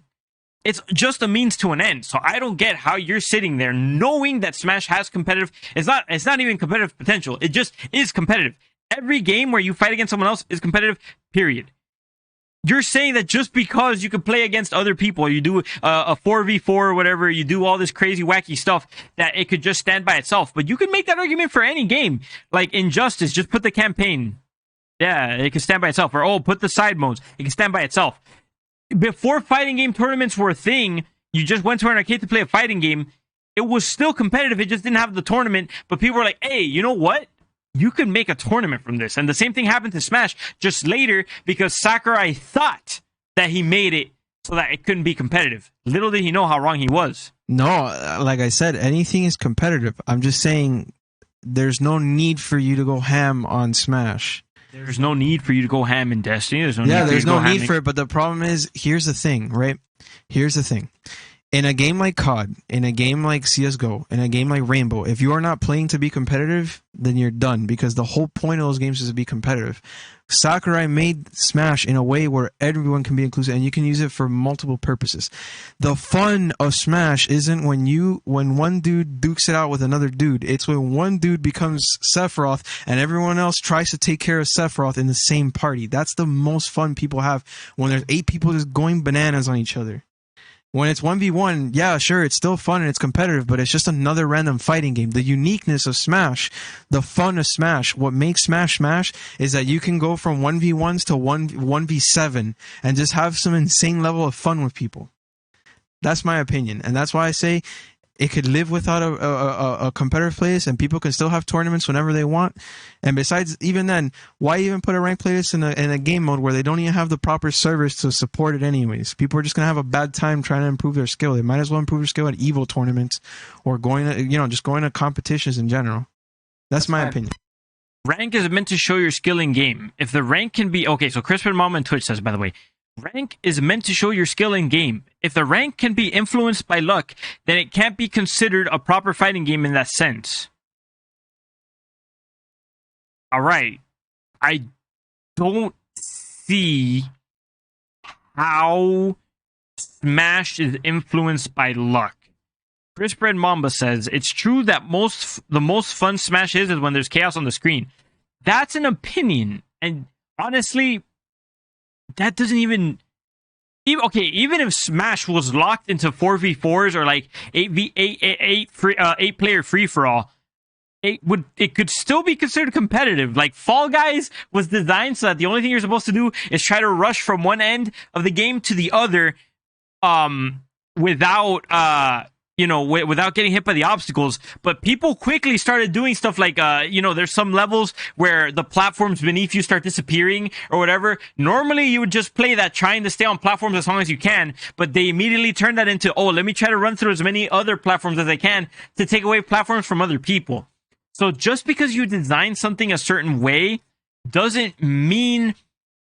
It's kind of like when a director or a writer makes a book, a story, a movie, but then an ending or a certain part that could be interpreted a different way takes on a life of its own. You could literally make the argument that, this game doesn't need to be competitive with anything, with Mortal Kombat. My girlfriend likes Injustice 2 because of the costumes. She would never even spend a single second in practice mode to learn how to do a proper combo. But she likes the characters. She likes seeing the moves of the characters. She likes the interactions between the characters in the beginning of the game. And she likes unlocking the clothes and the abilities that you get from that. So in her argument, she could say that Injustice doesn't need a competitive mode. Oh, why? Because you do combos and it's 1v1 or whatever. Okay, if I stripped everything out of Smash and just left the 1v1 and the competitive maps or whatever, so I took out content of it, which by the way just decreases the value of the game in general. Now it's worthy of a ranked playlist. That's some pretty ass backwards logic. I'm not saying whether it's worthy or not. It is worthy of it. I'm just saying it's not necessary. It's not necessary because I think it's necessary. What's necessary is to breathe, eat, and drink water. The system. What does it have to do with anything? I'm talking about ranked playlists, right? In a Call of Duty game, or Rainbow Six Siege, better said, Rainbow Six Siege is a game where it's literally based off of competition. It's one player versus it's 5 players versus another 5 players, and their team comp and outdoing each other strategically and literally trying to strive for the win. Whereas in Smash, I could be having a pro fight between you and me and 2 other people in our match, but they're just in their own microcosm world, just like doing random moves to have fun. And they don't need competitiveness to have fun. But in Rainbow Six Siege, if you're not competitive, you're not going to have fun. You see what I'm trying to say? Not really. I mean, okay, so Splash Cannon here on Twitch.tv says, competitiveness is not the purpose of most games. It is the byproduct of companies wanting you to keep sinking time and money into it. If you think about it, like, how do I even put this to you? Because I don't know how you're at this. I don't get your logic right here. Like, okay, competition isn't necessary in Smash. It's not necessary in anything. I don't get how you're drawing. I don't know how you're distinguishing. Like, okay, here's my thing, right? My big thing is I don't get how you're distinguishing, right, from Call of Duty, how you're distinguishing Call of Duty from Destiny, from Smash to like Mortal Kombat to Street Fighter, because like there is no, like, obviously the gameplay is dramatically different, but like I said, a ranked playlist is just a means to an end, which is allowing you to purposefully seek out competition and get acknowledgement for your ability at the game at a competitive level. I can literally play Call of Duty because I like the gun animations, or, you know, that boss that we had at that previous job of ours where we both worked in retail. He bought Smash, but he hates playing fighting games against people, so he just likes it for the characters and playing it by himself. That doesn't mean the game isn't competitive, or that the game doesn't need a ranked playlist, or that doesn't need to be competitive. Injustice is designed purely for competition. My girlfriend likes it for the costumes. Smash, you might say Sakurai designed it to throw items at each other and fucking have crazy shit going on and whatever. But you can play it competitively, just like every other game. Why are you drawing the line at Smash? I think what you're trying to say, and I'm sorry to put words in your mouth, but I think, and I hope what you're trying to say is that you don't enjoy playing Smash competitively, or you prefer to play Smash casually. But I do, like, I think it is zero IQ to say that Smash doesn't need competition to stand on its own. No game needs competition to stand on its own, especially when that's something so subjective. That's like, not true. That's not Injustice true. is designed to be super competitive. And like I said, my girlfriend enjoys it just because of the costumes of the characters. Like, how are you gonna make that? How are you gonna distinguish that? I like that. That's just zero simple, IQ take, man. And even then, I could even almost argue that Call of Duty doesn't need it either, because and Destiny doesn't need competition either. These are all games that they just don't need it. In Destiny, you know, the game is completely designed around the PvE, the story mode, and all that stuff. And yeah, there's PvP, but you don't need to play ranked playlists. There's no necessity for you to be better than anyone else. The only reason people do it is because they want to, and that it's created by the players, but it's not necessary. Same thing for Smash. It's just not necessary. Same thing for COD. In COD, everyone complains about SBMM. If they would just focus on connection-based matchmaking, completely throw out SBMM and forget about competition, everybody would have fun, because the pub stompers can just pub stomp and the players that suck can just continue sucking. It's just how it is. I think that's how you know that Jordan's getting near the end of his conversational wick, is when he starts to go too meta and he starts to go like 9,000 IQ on us. Like, he's just like, at this point, what's the purpose of anything? What's the purpose of me existing, wanting to breathe? Like, a game, you can always choose how you play a game. You can always choose how you play a game. You can choose to play a game casually. Do you understand why I'm asking you what I'm asking you? Like, there is absolutely no reason for you to distinguish. Like, you draw the line at Smash. Like, oh, okay, Fall Guys maybe does need to stand on competition, but Smash doesn't. No, I'm not talking about Fall Guys. Ultimately, personally, I don't think Fall Guys needs competition either. Here's the thing, right? Like, when we saw the definition, Fall Guys doesn't need it either. No, it doesn't need a that doesn't make sense. Okay, what game do you say does need it? COD? I personally think the only what game needs competition? The ones that are catered to esports, I think. So, for example, Rainbow Six Siege is one game that desperately needs competition because that's what it thrives on. So does CSGO. Those two games literally thrive on competition. Smash. Give me 1 second, guys. So as I was saying, it doesn't need competition. Like I said, Smash, the fun of Smash is you sitting there being this dude that, let's say I'm a pro player, right? What am I going to have more fun in? A scrimmage with like top player or whatever? Or me as a top player playing with all my friends and just being the king of the hill and seeing how long I can last before somebody drops my stock? My guy, this is so subjective. Like, this is literally 100%, like, this is like 100% your problem. Like, what in God's green earth are you saying that Rainbow needs competition and Smash doesn't? There's people who for sure play Rainbow just to have fun. Right. There is 100%. Every game is going... Okay, here's the thing. So if you're talking about game design, right? What is the definition of competition as per the Oxford Dictionary? And if you look it up on Google or whatever, you're trying to reach a goal that another party cannot. So multiple parties, or two, it could be two parties, multiple parties, enter into a situation, right? With a goal. What is the goal of Smash Brothers? When do you say win, and when are you awarded first place? When you beat everyone else, when you have taken everyone else's stocks, or if you're playing on a timed mode or whatever, when you have taken the most stocks out of everyone else. That is already competitive. It cannot stand without competition, because for it to be not competitive, you would have to make it so that there's never a winner. Basically, it would just end and just be like, you're all first place, congrats. Or, yeah, like, I'm not saying the game can't be competitive. I'm saying it doesn't need a ranked playlist.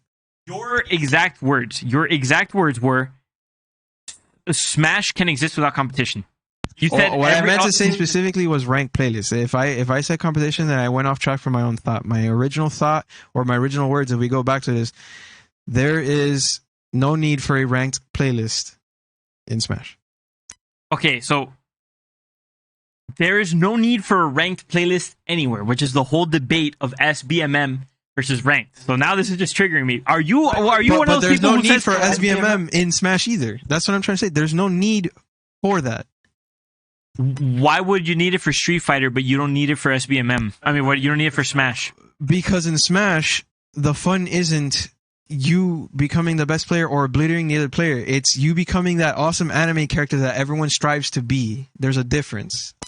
That's what you think. Yo, say that to Hungry Box. Say that to Mewtwo King. Say that to any competitive player of the game.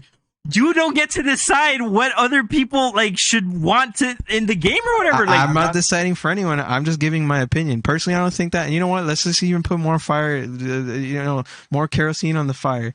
Nintendo doesn't need a console. They need to stop. They just need to stop. They're ruining everyone's lives. They're doing DMCA strikes. They just need to stop. Just make games and leave everyone to be whoever they want to be. Look, I think you spent all your IQ points. I think I'm going to end this here.